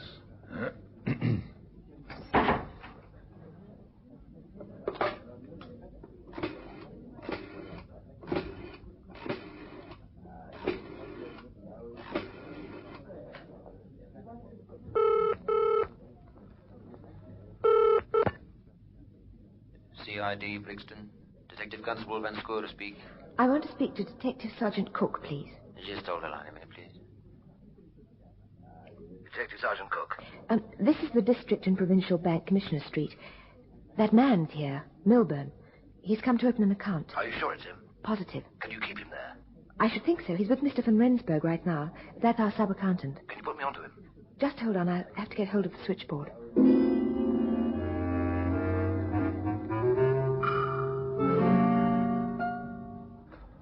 I see, Mr. Thurgood. And how much do you anticipate depositing? Well, it's a few thousand ron. Do excuse me for a moment, will you? Van Rensburg speaking. Mr. van Rensburg, don't show any sign of alarm. Just act naturally. This is Detective Sergeant Cook speaking. Yeah? I want you to detain that man. Just keep him at the bank for 10 or 15 minutes. 20 minutes if you can. That shouldn't be too difficult. He's more than likely got a gun. So we won't arrest him on the bank's premises. We'll detain him as he steps outside. Well, you'd know best about that, but you can rely on us to be as cooperative as we can. Thank you, Mr. van Rensburg. I'll be along there personally in a few minutes. Good. And don't worry, we'll take care of everything at this end. Good. I'll be with you presently.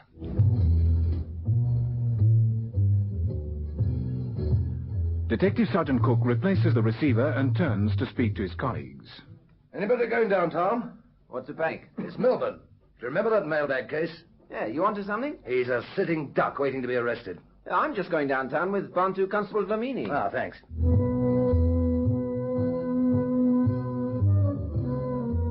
Detective Sergeant Cook begs a lift from Constable Watmer and asks for his assistance. Sure, we'll all give you a hand, won't we, Bruce? Come on, jump in. Oh, thanks. It's all right, Bruce. Down, boy. I'm sure glad that there's a grill between us. I'll bet. I want you to fly. It's imperative that I get to the District and Provincial Bank of Commissioner Street in a matter of a few minutes. I should be able to arrange that for you, Sergeant. Let's go. Everybody hold tight. During the fast trip downtown, Detective Sergeant Cook acquaints Constable Botmer with the circumstances. The constable offers to assist with the arrest. It's 10 minutes to 12 when the three men, Detective Sergeant Cook, Constable Botmer, and Bantu Constable Dlamini, along with the dog Bruce, see Milburn appear in the door of the bank. Milburn sees them, and he turns and runs back into the bank. Dlamini, round the back. Yes, Sergeant. Bruce, go get it.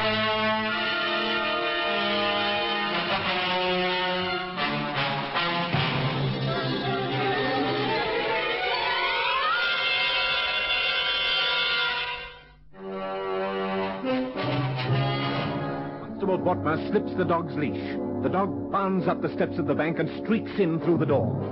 His quarry, Frank Milburn, is legging it through the banking hall. He leaps up onto the counter and jumps down the other side. It's his intention to escape through the bank's back door. The dog Bruce has other plans for him, however. He leaps up onto the counter too. Milburn, hearing the dog bark, turns to confront the animal with his revolver. Keep away! Get away!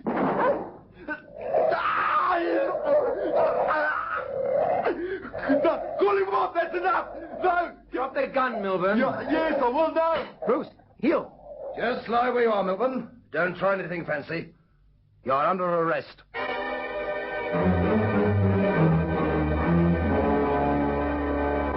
At the subsequent trial, Rocco Pochita, a paraplegic, paralyzed from the waist down for the rest of his life, was considered to have suffered enough.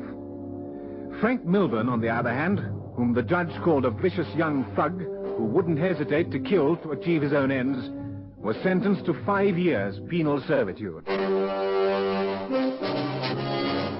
They prowl the empty streets at night, waiting, in fast cars, on foot, living with crime and violence. These men are on duty 24 hours out of every 24. They face dangers at every turn, expecting nothing less. They protect the people of South Africa. These are the men of Squad Cars. Listen again next Friday evening to another authentic story in our dramatic South African police series, Squad Cars, brought to you by General Motors, makers of the biggest and most exciting range of cars, trucks, and commercial vehicles in the world. Cadillac, Buick, Oldsmobile, Pontiac, Beaumont, Chevrolet, Opel, Holden, Vauxhall, Bedford, GMC, and Ranger, South Africa's own car.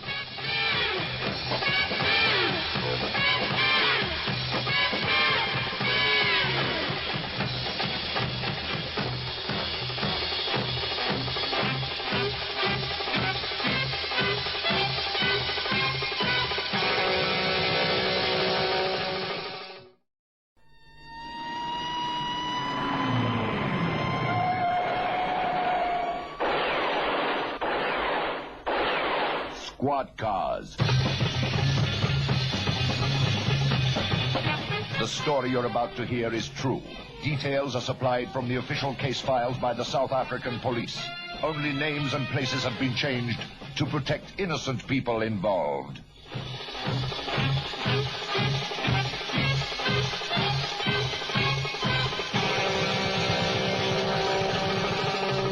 The 19th of November, 12:35 a.m. Nuclear Road, Industria, Johannesburg. On the premises of a well-known soft drink company, a night watchman fails to see or hear two shadowy figures creeping up on him from behind. A hand is suddenly clapped over his mouth and his arms are seized. Where's the tape man? For his mouth. All right. Don't play your cool. It's coming. Here we are, Madonna. That'll keep your mouth shut for you. The best sticky tape money could buy. And the ropes? Right here. These'll hold you still for a while. Not too tight, man. We just want to keep him out of the way. That should do it. Now, where's that safe? The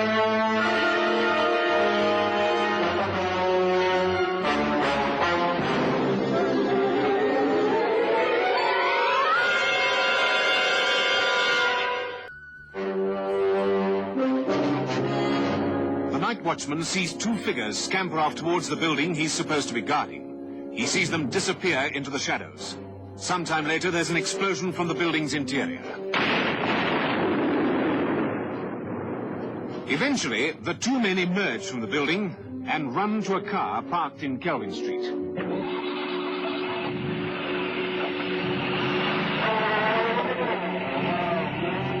After the car's gone, the old man manages to loosen the bonds tying his arms. He immediately tears the tape from across his mouth, gets to his feet, and runs out into Nuclear Road, blowing his whistle as he goes.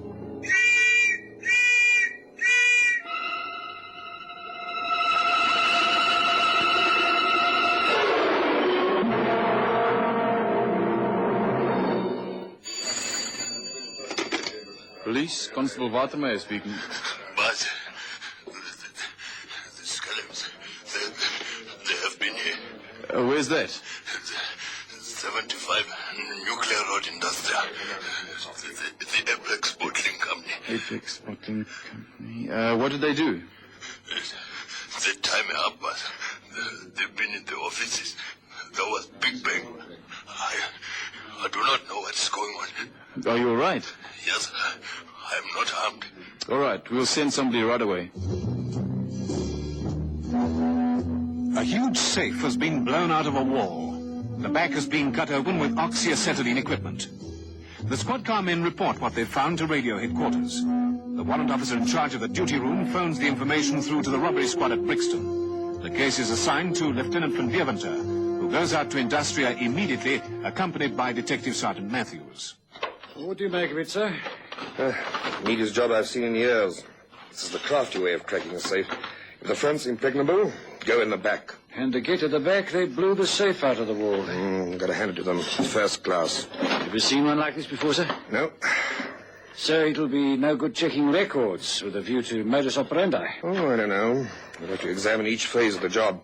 It may well be that an old hand has picked up a new trick. We'll have to see. And how much they got away with? The accountant will be able to tell us that. Let's get hold of him and give him the bad news.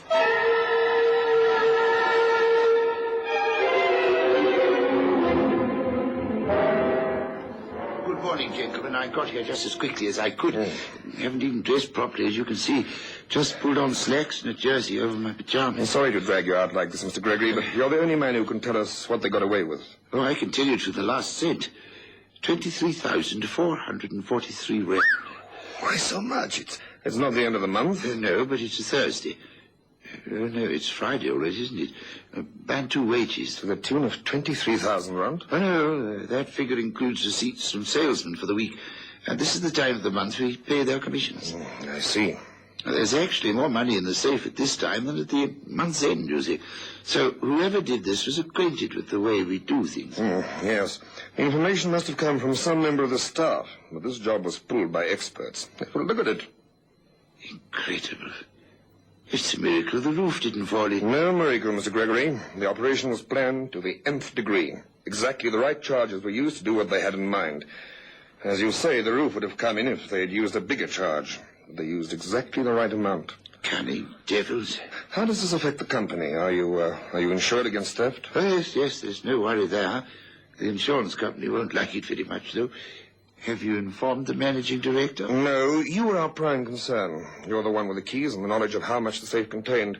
We figured you could inform all the other interested parties. I'd better be getting on with it. Mr. Crelland isn't going to be at all pleased. Just a minute, Mr. Gregory. A question before you go. Yes? Haven't you got a burglar alarm? Oh, yes, of course. Gets more and more interesting. All right, Mr. Gregory. I reckon he's got his pajama cord in the 12, sir. I reckon you're right. Let's go and take a look at where they got in.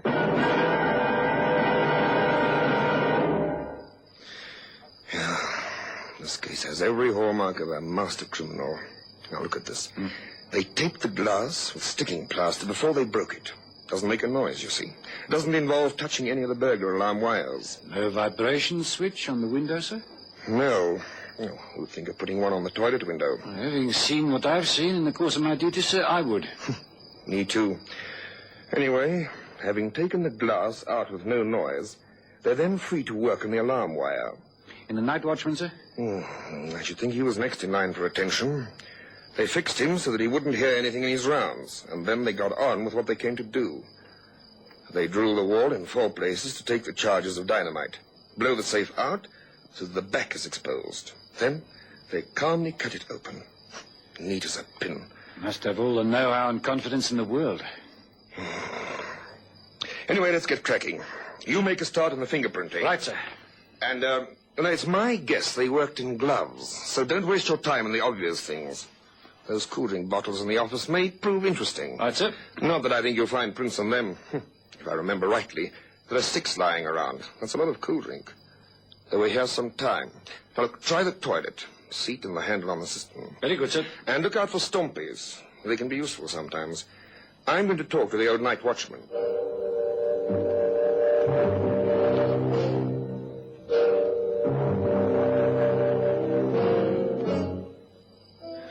Now, Now then, old man, I want you to tell me what you saw. They are coming at me from behind, sir. Hmm? I'm sitting playing my squash box. Because I get lonely here sometimes, sir. And the music, she makes me not so lonely. Go on. And I am suddenly grabbed, sir, a hand over my mouth, and my arms are grabbed. They cover my mouth and they tie me up. I hear two men talking. Young men? Old men? No, I am not sure, sir. I think perhaps young. And then later, I have seen them. Two of them go running to the car they had left in Calvin Street. Just two, eh? Yes. Did they walk or did they run? Oh, they are running, sir. Old men don't run. That is true. They are too stiff in the legs. Tell me, did they call each other by name while they were tying you up? Oh, no, sir. And is this where it happened? Yes, sir. I am sitting on the box, the cool drink case, by the corner of the wall. Yeah. Let me see your shoes. My shoes? Yes, the soles. Oh, here you are. See? Yeah, just plain leather. Now, who wears shoes that make spoil like this? Where's it?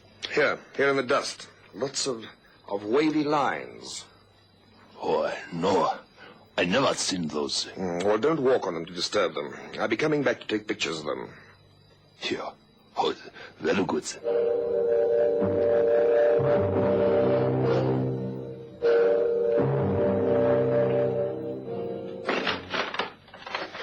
How are you getting on, Sergeant? I've found some fingerprints in the jazz, sir, but we won't know whether they're of any value until we fingerprint the staff after their arrival. It's a good lead. Worth following. You, sir? Two of them. Probably youngsters. Came across something in the yard where the old man was attacked. A most unusual set of footprints. Not clear because there's not a whole foot. It looks like the ball of a foot. Huh? Anyway, they could have been caused by tackies or these light driving shoes that youngsters are so keen on nowadays. They're worth a picture and a plaster cast. That's it. Well, let's have a look at that safe. Hole in the back. Big enough to provide access to the shelves. They must know the snake of safe. Would you know where to make a hole like this? No, sir. Looks as though they've done it before. Should be here very soon now. Mr. Gregory, have you fired anyone recently? No, never. We've been very lucky that way. Well, I shall want to talk to each member of your staff after they arrive for work. And they'll be fingerprinted. What on earth for? As a matter of routine and for use as references. Oh, I see.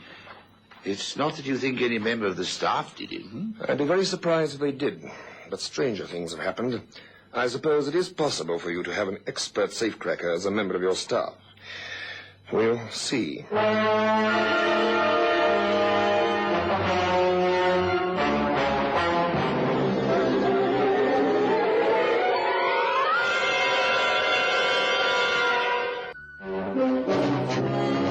The strange spoor that Lieutenant von Dieverter came across in the yard of the Apex Bottling Company are both photographed and cast in plaster of Paris. The photographs and the cast are immediately dispatched to the South African Bureau of Standards in Pretoria for identification. The lieutenant and the detective sergeant then proceed with the fingerprinting of the staff members who may have access to the toilet near the accounts department. None of the impressions they take match the ones discovered by Detective Sergeant Matthews. We're in luck, Sergeant. Yes, sir. And now? We go to town to John Foster Square. We spend some time in records. See what we come up with.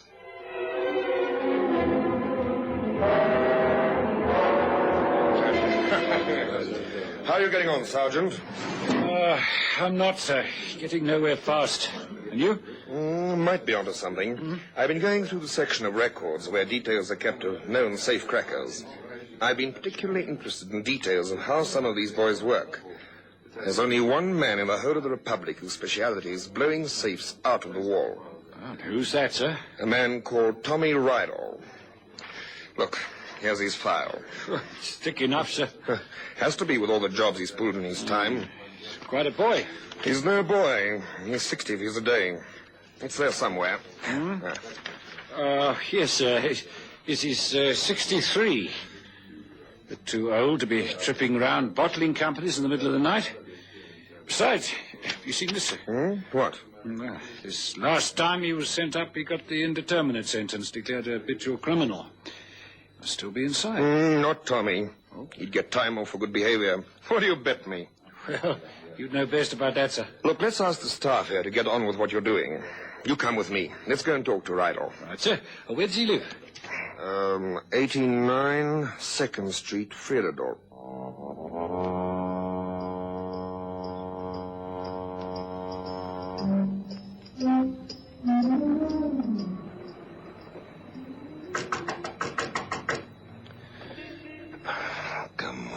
Come on. Oh, there's somebody coming now, sir. Hello. Good afternoon, gentlemen. Hey, wait a minute. I know your face. Van Deventer, isn't it? That's right. Detective Sergeant Van Deventer. Lieutenant. Promotion, eh? When I saw you, you were with Captain Bosman. Well, that must be all of 8 years ago. You've got quite a memory. I don't remember you. You weren't involved with my case. It was a mate of mine, Skulk Treurnig. Oh, yes. Hold up, man. That was Skulk. He's dead now. Died in jail, Kroonstad. They gave him a nice send-off, though. And so what can I do for you? We want a little chat. Official. All right, come in. I should think we can rustle you up a cup of tea or something. Unless you want something a bit stronger. No, thanks. All right, come in then. Close the door after you. Cat comes in from next door and has got mange. We're talking here. When did you come out, Tommy? We're getting on for 6 months now. Sit down. Thanks. And, what have you been doing with yourself? I've been keeping out of mischief, that's for sure. They're not catching me for a sucker again. You all say that. I suppose you're going straight now, eh? Like a rifle shot. Where do you work? Don't be silly. You'll give me a job. So, what are you living on? Oh, Vera's stuck to me through it all. She works. Doesn't make a lot, but enough to keep house and home together. We don't need much. It's only the two of us. Where were you last night, Tommy? Yeah, I thought that'd pop up sooner or later. I was with some pals of mine. Where? I was at the station hotel, Braamfontein. I should have said, where were you during the early hours of this morning? Same place. Till what time? Well, I didn't get home till getting on for 5 o'clock. You expect me to believe that? That you played darts the whole night? It's the truth. You can ask all those I was playing with. Got an alibi, eh? What's the matter? Somebody pulled a big job last night. Where do we find these pals of yours? Well, I could give you all their names and addresses, I suppose. But you save yourself a lot of trouble by coming down to the station again tonight. Station hotel, that is. So we're going to be playing again. I'll take you up on that. I'm wanting to look around. Help yourselves. I'll go and see about that tea. The two detectives find nothing of interest in Rydell's home. That night, they drive together to the station hotel, Braamfontein. Did you get that report from the Bureau of Standards, sir? I left it on your desk. I didn't have time to look at it. I brought it with me. Here, in my briefcase.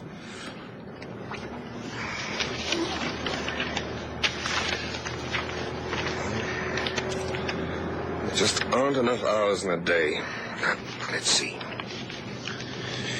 Report on photographs and casts of imprints by Lieutenant van Deventer, Brixton. These prints can only have been caused by fleet-foot running shoes. They're imported from Germany and are used by athletes for road running. The imprint indicates that the shoes have been worn extensively. This is borne out by the wear on the ball of the foot. They appear to be size 8s. Can't imagine those being worn by anybody at the Apex Bottling Company, sir. Unless it's one of the Bantu staff. Some of their footwear is pretty startling sometimes. That's true, sir. Still, that can be ascertained by a check on footwear of the staff out there. Big job, sir. Oh, don't tell me. What did you make of Rydell this afternoon, sir? Experienced operator. Very smooth. Well, it was clean, sir. Nothing incriminating in or around the house. He's an old hand. What he didn't know before is picked up during all the years he spent in prison. You'll see what his pals at the station say. Staff, too.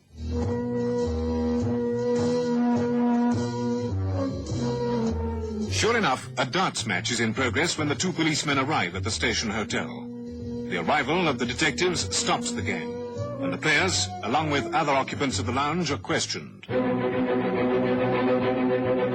Well, we got started early, around about 8 o'clock, and we finished early, 5 o'clock this morning.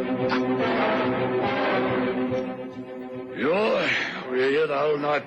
Terrific time we had. Yeah, he was here the whole time. Never known him so free with the drinks. Yes, sir. After 5 they left, this bus was with them.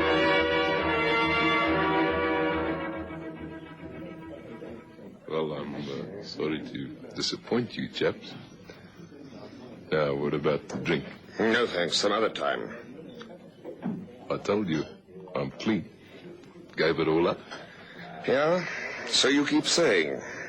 Now, do you mind if I get back to the game? No, that'll be all. For the time being. Well, you can come and join in if you like. There's always room for 2 more. Talk about a waste of time, sir. Had to be done. All part of the job. Now, sir? No sense in wasting the evening. Let's go and have a little chat to Rydell's neighbors. It's amazing what you can pick up from neighbors sometimes.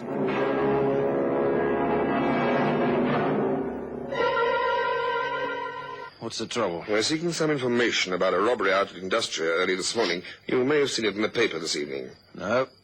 Anyway, do you mind if we come in and ask you a few questions? I don't see what it's got to do with me. How do you get on with your neighbor? Which one? Rydell. Oh, him. Doesn't sound as though you do get on. We don't. Why not? Listen, mister. I may be poor, but I got my self-respect. He's a criminal. He's been to jail, but that doesn't mean to say he's still active. Oh, forget about it. I've known him for years.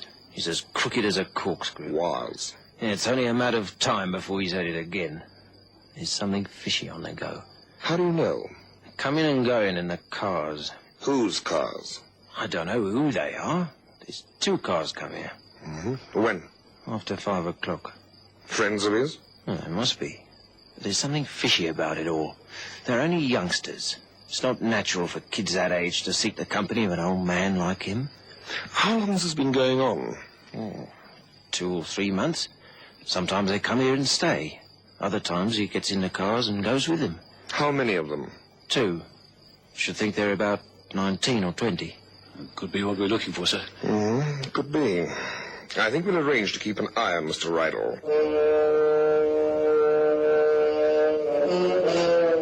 While other members of the robbery squad continue with other aspects of the investigation, Lieutenant van Deventer and Detective Sergeant Matthews keep Rydell's home under constant surveillance. For 2 weeks, there's no sign of the young men the neighbor De Bruyn spoke of.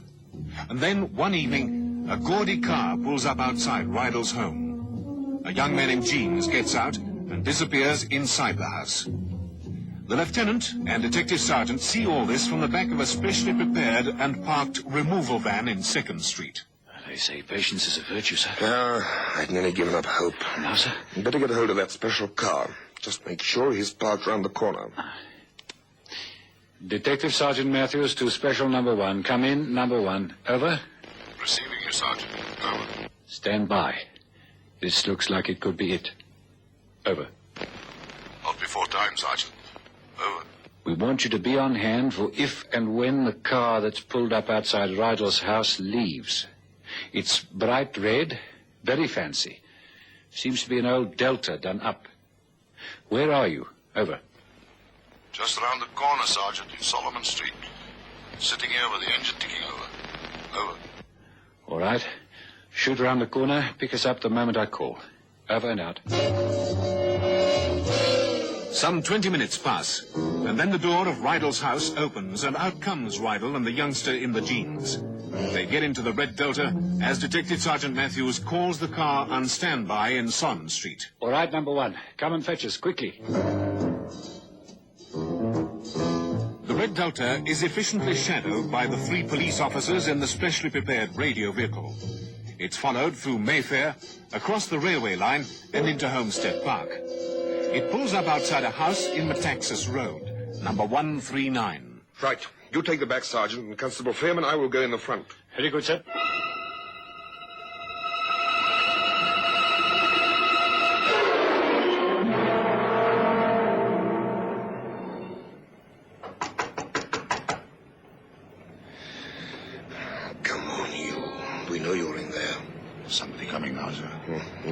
time. Yeah? We're police officers. We have some questions to put to you. Why? It arises out of your association with Tommy Rydell. Who? Don't play games with me, Sonny. I'm bigger than you. Inside. Look, I don't know what's going on here. You'll soon find out. Go on, Constable. Go through the back and let Detective Sergeant Matthews in. Right, sir. I'll take the key, just for safety's sake. Lock the back door, Sergeant. Right, sir. Now, Sonny, where is he?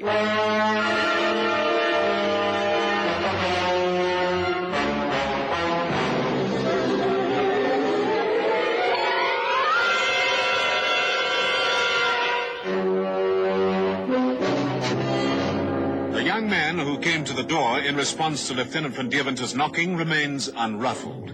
He looks the police officer straight in the eye as he says, "Where's who?" Don't waste my time. You're so smart, find him. I will. I don't think it'll be hard either. How did the shoulders of your jacket get so dirty? I don't know. Well, I think I do. I think you'll find him up on the roof, Sergeant. Trapdoors in the passage, unless I'm very much mistaken. You wasting your time, man. Right, sir. Been disturbed too. There's dust everywhere. Tell him to come out. Come on, Rydell. We know you're in there. Do you want me to come and get you? All right. I know what I'm up against. Well, mind your back.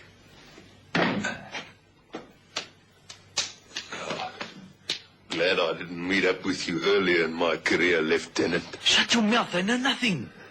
Don't be a mug. It's only a matter of time.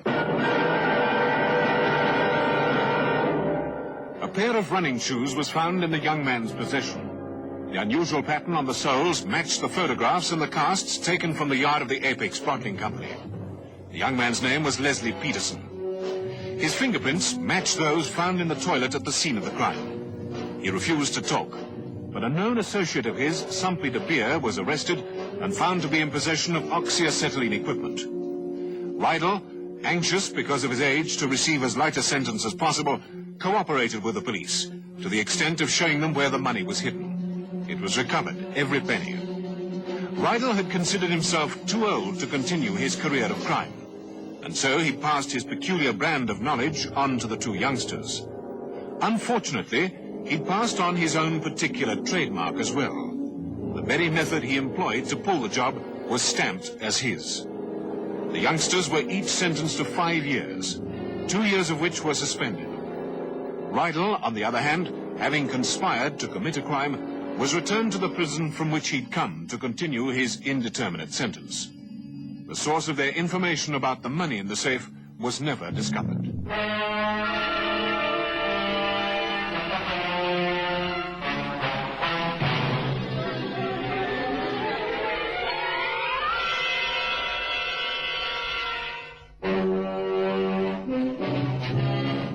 They prowl the empty streets at night, waiting, in fast cars, on foot, living with crime and violence. These men are on duty 24 hours out of every 24. They face dangers at every turn, expecting nothing less. They protect the people of South Africa. These are the men of Squad Cars.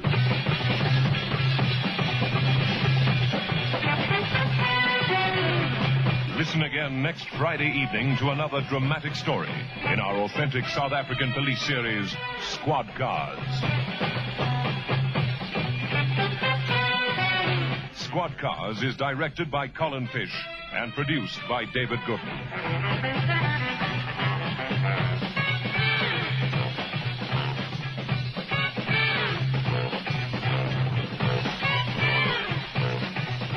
This week's edition of Squad Cars was brought to you by the Sundown Ranch Hotel and Lion Park. 2 worlds in one.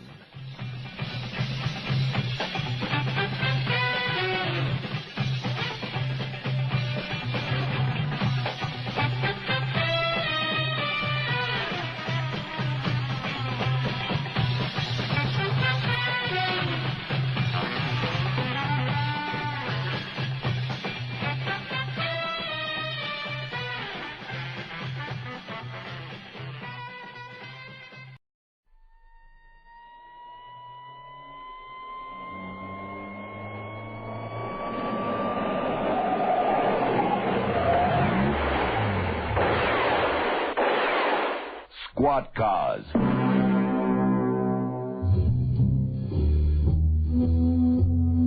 General Motors and their dealer organization throughout Southern Africa proudly bring you the drama, the danger, the thrills, and the facts when the long arm of the law travels in Squad Cars.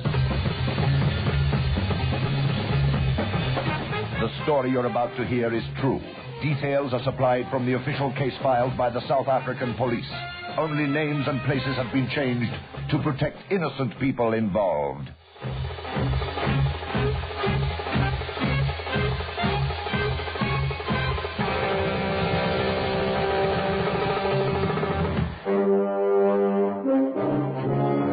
"8:35 p.m. on the 25th of March. Station Street, Port Elizabeth.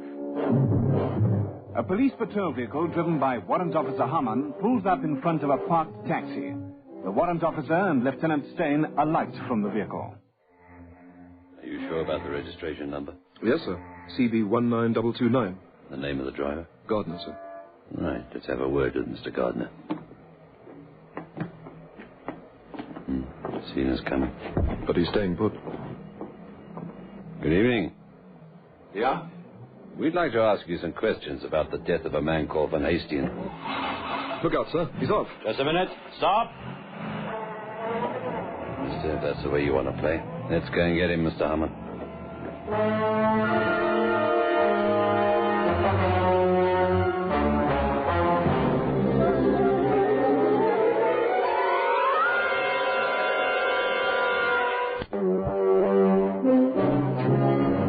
8:36 p.m.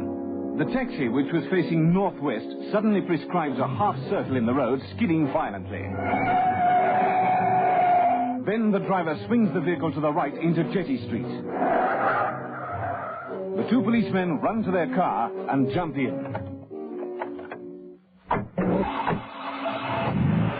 He's not wasting any time. No, sir. He turned right here. Can you see him, sir? Yes, there he is, going up White's Road. He seems to be implicated, sir, judging from the way he took off. Yes, I thought it was perhaps another wild goose chase. Some crank or other. How did you come by the information, sir? I should think it was about 5 to 8 when the phone rang in my desk. Lieutenant Stain. Constable Lange. Call for you, sir. Who is it? The caller wouldn't say, sir. He says he has vital information about a murder and wanted to speak to the officer in charge. All right, put him through. Very good, sir. You through now? Speak up, please. Hello? What's your name? Never mind that. 3 weeks ago, a man called Chick Van Hastian died. They say he died of pneumonia. Well, he didn't. He was murdered. Is this for real, or are you wasting my time? It's for real, all right. Did this happen here in Port Elizabeth? Yes. How do you know? That's something else best left unsaid. Talk to a taxi driver called Gardner. He drives a cab with a registration number CB19229. He can tell you everything you need to know. You'll find him in Station Street. Hello. Hello.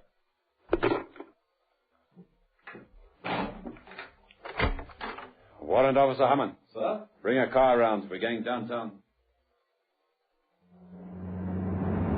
He's doubled back on himself, sir. He's going down Military Road. Crazy fool. Stick with him. Hold tight, sir.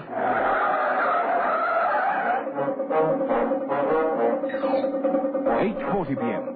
The speeding taxi careers along South Union Street and swerves violently into Walmer Road. The police vehicle follows in hot pursuit. At the junction of Hill Road, Warrant Officer Haman is confronted with the sight of an articulated petrol tanker emerging to cross their path and come down the hill towards town. Watch your face, sir. I'm throwing out the anchors. Get the thing out of the way, man. I'm stuck here. I misjudged the turn. That's all we needed. Back up and go around the block. Right, sir. But by the time the two policemen regain the Walmer Road, there's no sight of their quarry. Lost. Sorry, sir. Not your fault. It was that clown with the petrol lorry. Anyway, drive as far as the airport. We may be lucky. I'll alert control. This is Special Duties Vehicle number 2, calling control. Over. Go ahead, number 2. Over. Put out a general alert for a cream Detroit, model unknown. Registration number CB19229. The driver, a man believed to be called Gardner, is wanted for questioning in regard to an investigation set in motion by an anonymous informer earlier this evening. We ourselves are proceeding as far as the airport. Over and out.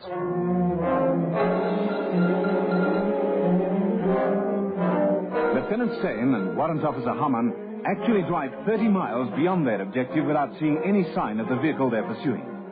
Disconsolately, they drive back to Port Elizabeth, where the investigation is resumed early the next day. Oh, come on. Registrar, births, marriages and deaths. Can I help you? Morning, Lieutenant Stein, CID. What details have you of a man thought to be called Chick Van Hastings? I have reason to believe that he died some 3 weeks ago. Just hang on. I'll look it up for you. Thank you. Any news of that taxi, Mr. Hammond? No, sir. But I've managed to get Gardner's address from the licensing office. The name's correct, sir. Henry Gardner, Russell Heights, Main Street. I've got the car out in the front if you want to go down there. Good, when I'm through here. Right, sir. Hello? Yes, still here. The only Van Hastings who died around that time was called Cedric.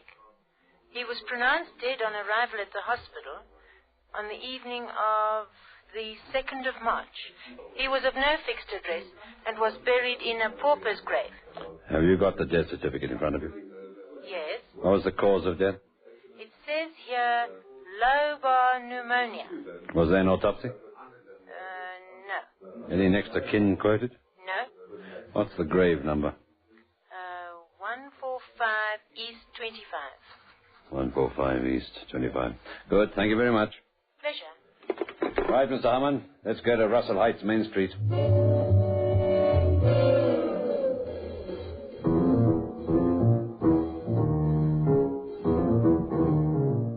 What connections did your husband have with a man called Cedric Van Hastings? Van Hastings? I don't think I ever heard him mention anybody by that name. Why?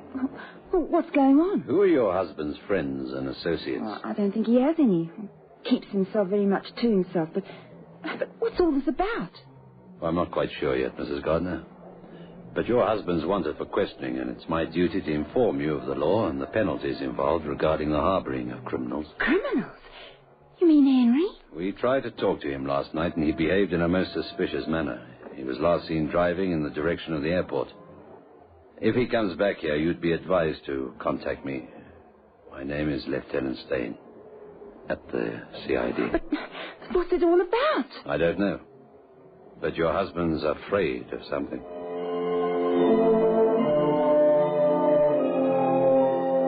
Lieutenant Stein places the facts that he's uncovered at the disposal of the brigadier in charge of the CID, along with a request for an exhumation order. The brigadier is sufficiently impressed to channel the request to the right quarter. The order is granted, and the next day, the 27th of March, sees Lieutenant Stein and Warrant Officer Hamann at the graveside in company with the district surgeon.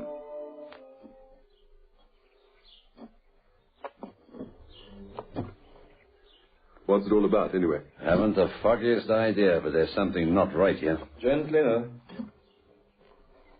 Back that vehicle a bit closer.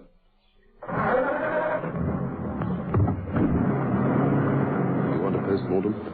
Yes, please, Doctor. What are you looking for? Or should I say, what do you want me to look for? I don't know. One of those, eh? Well, it might take a little time. I'm in no hurry.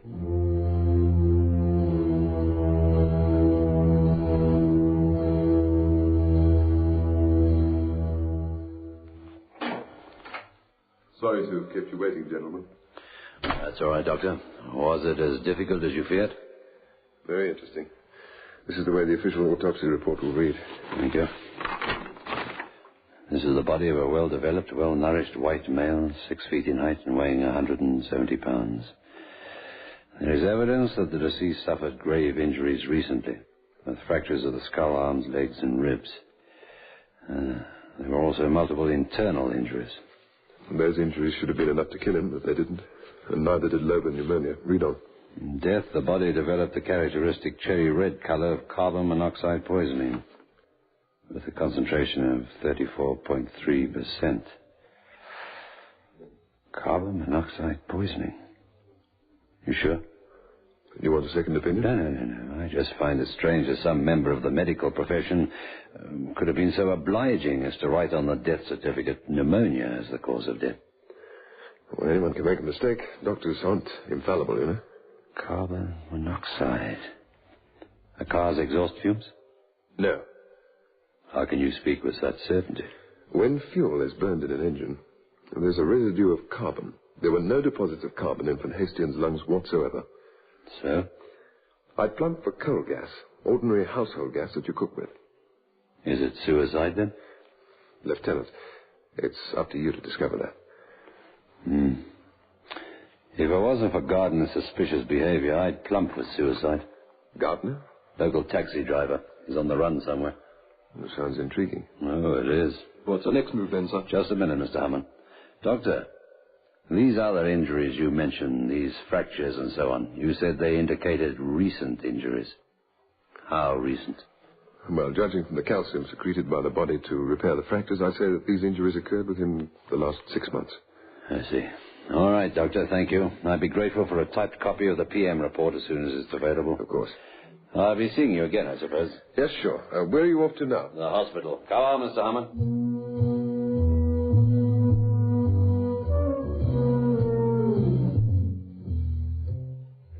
You're very lucky. We don't normally keep things for this long, you know. These are the clothes Van Hastien was wearing when he was brought in on the 2nd of March? That's right. Pretty shabby, aren't they? Yeah, typical of a hobo, though. Well, I've met well-nourished hobos. This envelope. A few things he had on him. Comb, matches, cigarettes, 9 cents, empty half-jack. Not much of a legacy, is it? I'm going to take him with me. You want a receipt? No. No good to us. Shouldn't think they're any dependents. Shouldn't think they'd be worth more than a bob or two. They might be worth a great deal to me. We'll see what they look like under a microscope. Mortuary. Is Lieutenant Stain with you? Hang on. For you. Thanks. Lieutenant Stain? Constable Longer here, sir. Message for you. Henry Gardner has been picked up in Cape Town. Western Cape request instructions. Has he got his car with him? Apparently, sir. Get the Brigadier to issue a request to the effect that he be brought here with the car. Under escort.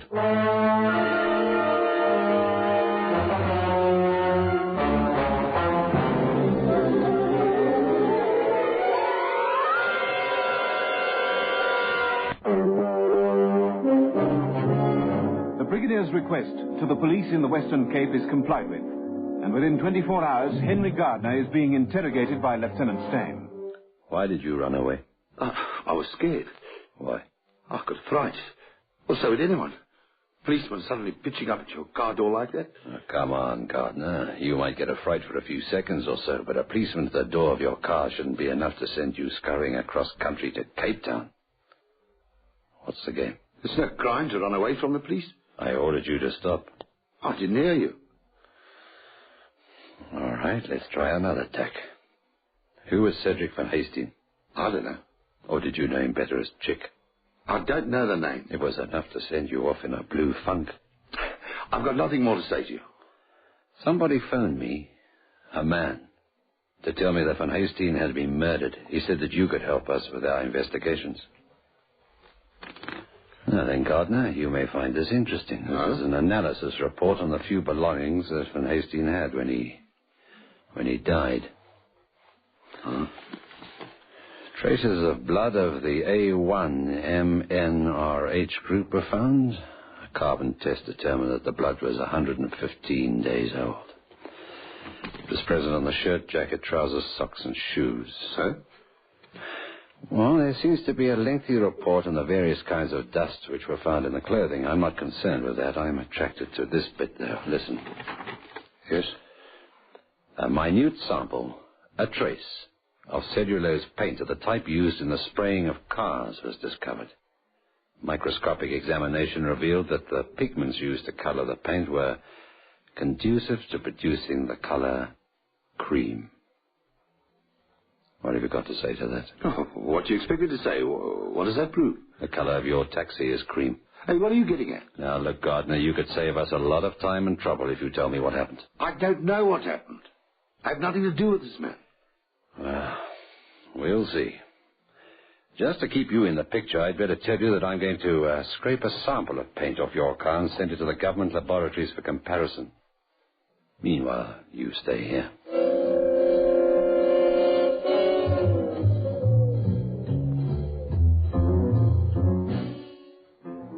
Here's the address, sir, where they collected Van Hastian that night.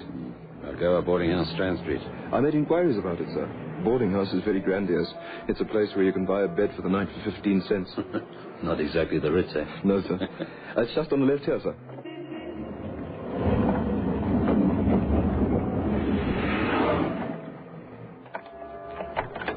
It's apparently run by a Mrs. Combrink, Oma Combrink. Quite a character. Where's the entrance? Up the wooden steps here, sir. Up on the first floor.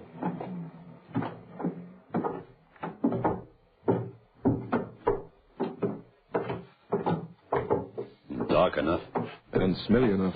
Who's there? Police? What do you want? I run a respectable place here. Never any trouble. A little more than 3 weeks ago, a man died here. That's right. Oh, chick. What of it? Where did he die? In his bed. We didn't know he was so sick. He went in the night like the snuffing of a candle. He was a regular customer of mine, man and boy, for 15 years. Who was with him when he died? Nobody. It's a rule of the house, one person per bed.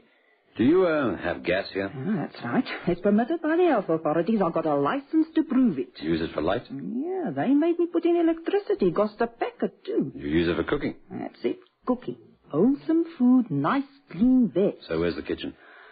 Just along here. First on the right. Mind your head. I see. And where are the dormitories? The sleeping area? Up the passage on the left. Is it possible to get into the kitchen at night? Oh, yeah. Everything's locked away. They can't steal nothing. See.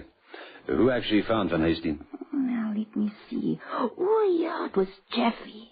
They sometimes worked on the road together. You know, they follow the sun, these boys. Hitchhike and walk all over the country. Is Chappie a nickname? Yeah, that's right. His real name's Finch. He'd been with Chick for some time before his death. He said they was caught in a storm down by George. Chick caught his death, pneumonia, you see. That's what Finch said, eh? That's right. Is Finch staying here at the moment? No, I haven't seen him since Monday night. Monday. That was the 25th, wasn't it? Yeah, that's right. He just popped in and collected his case and said he was off again. What does he look like? Why? What do you want him for? Just a routine matter. He's small, you know. He's got jackal's features, very sharp. Of course, he's brown and lined. He's skinny, too. But ask any gentleman of the road. They'll tell you where to find him. Mr. Harmon, get on to control for a general alert. I'm going to see Dr. Meyerowitz.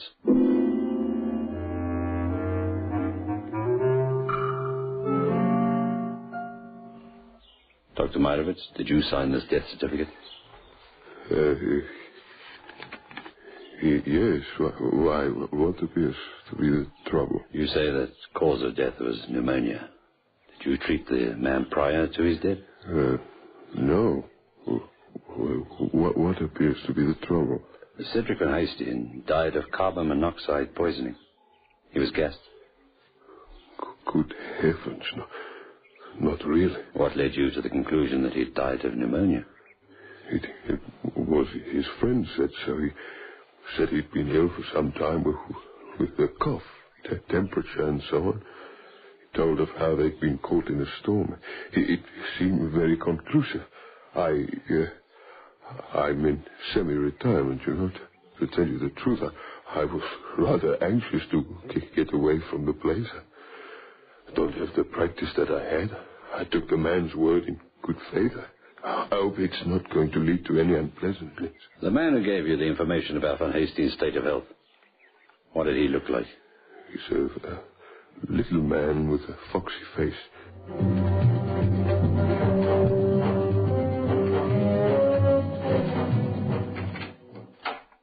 The prisoner, sir. Come and sit down, Gardner. You can't hold me here like this? Yes, I can. And I'm going to hold you until I'm satisfied about the circumstances surrounding Van Hastian's death. I've never heard of the man. How many more times must I tell you? Here's another lab report that I'd like you to hear. Also an analysis. You remember we took a sample of paint from your car? Well, the labs say that it matches the paint found on Van Hastings' clothing. It's impossible. I'm afraid not. You've got forensic science against you, Gardner. This report is properly certified. It's legal evidence. And if I add this evidence to other things which were discovered during a post-mortem examination of Van Hastings' body, I get something which seems to add up to a nasty accident involving your taxi and Van Hastings. That's logic. You examined the body? That's right. The body was exhumed. What have you got to say to that? I want to talk to a lawyer. Yes, certainly. You have that right. Why don't you tell me what happened? Now, I want to talk to a lawyer. I'm not saying another word until I do. Any news of Finch, the hobo? Well, I want him found. He's vital in the case. Please, yes, I don't care if he's gone to Southwest Africa. I want him here in P.E. Chappie? No, I haven't seen him since Durban last year. Must be all of 3 years since I shared a Doornfontein boiler room with him, Finch over. Yeah, we wrote the rails together across the border. There was a mistake on my part. They kicked me out of Botswana and told me not to come back. Yeah? My name's Finch. You're under arrest. What for? You're wanted in South Africa. You can't make me go there. I'm afraid we can. You're being extradited. But I haven't done anything. They think differently in Port Elizabeth. You'll be taken there under escort on tonight's train. You're such a VIP, they're having a reception committee laid on to meet you. A Lieutenant Stain.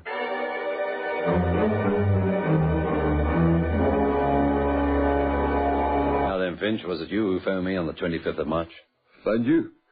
Where? Why? I've had the whole story from Gardner. You what? Hey, has he blabbed a lot then? I'm afraid so. You're very seriously implicated in the death of Cedric Van Hastings. Is that what he told you? Yes. Well, let me put the record straight. You're not going to stretch my neck. So let me tell you the way it really happened. I'm listening.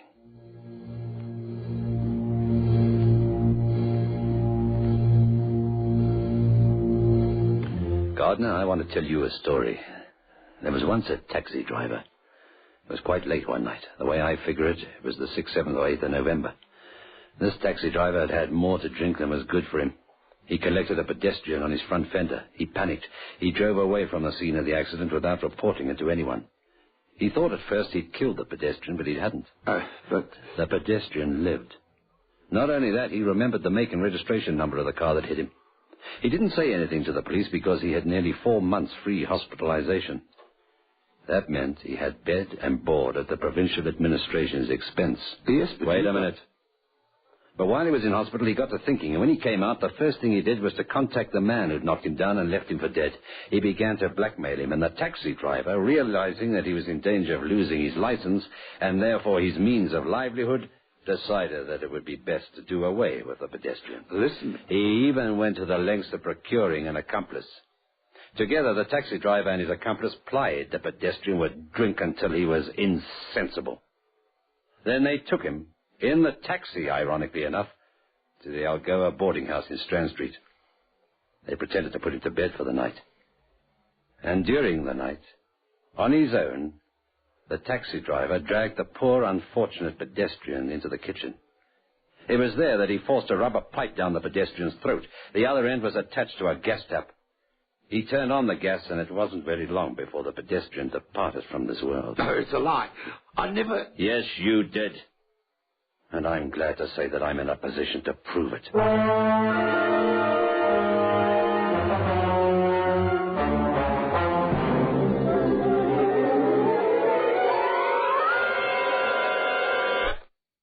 Bulge as he vehemently denies Lieutenant Stain's accusations. Finch is a liar. If that's what he says about me... That's mistake number 2, Gardner. I only ever called him an accomplice in the story. How'd you know his name was Finch? No, man, please. I'm sorry. I was frightened. I stood to lose everything. He was only a bum, man. I hope. He was also a human being. The other mistake you made... No, please, give him a chance. It's a bit late for that, Gardner. What chance did you give Van Hastings? You murdered him like a dog. If you'd paid your accomplice the money you promised him, this would never have happened. You kept putting him off, and he got so fed up that he phoned me. That was the beginning of the end for you. If you'd only stopped after that accident in November. It was November, wasn't it? Yes. You'd have only lost your license. This way you stand to lose everything. Edward Finch turned state's evidence in the case and was sent to prison for 10 years. Confronted with the overwhelming evidence of Finch and medical science, a judge and 2 assessors had no hesitation in sentencing Henry Gardner to die on the gallows. They prowl the empty streets at night, waiting, in fast cars, on foot, living with crime and violence. These men are on duty 24 hours out of every 24. They face dangers at every turn, expecting nothing less. They protect the people of South Africa. These are the men of Squad Cars. Listen again next Friday evening to another authentic story in our dramatic South African police series, Squad Cars. Brought to you by General Motors, makers of the biggest and most exciting range of cars, trucks, and commercial vehicles in the world. Cadillac, Buick, Oldsmobile, Pontiac, Beaumont, Chevrolet, Opel, Holden, Vauxhall, Bedford, GMC, and Ranger, South Africa's own car.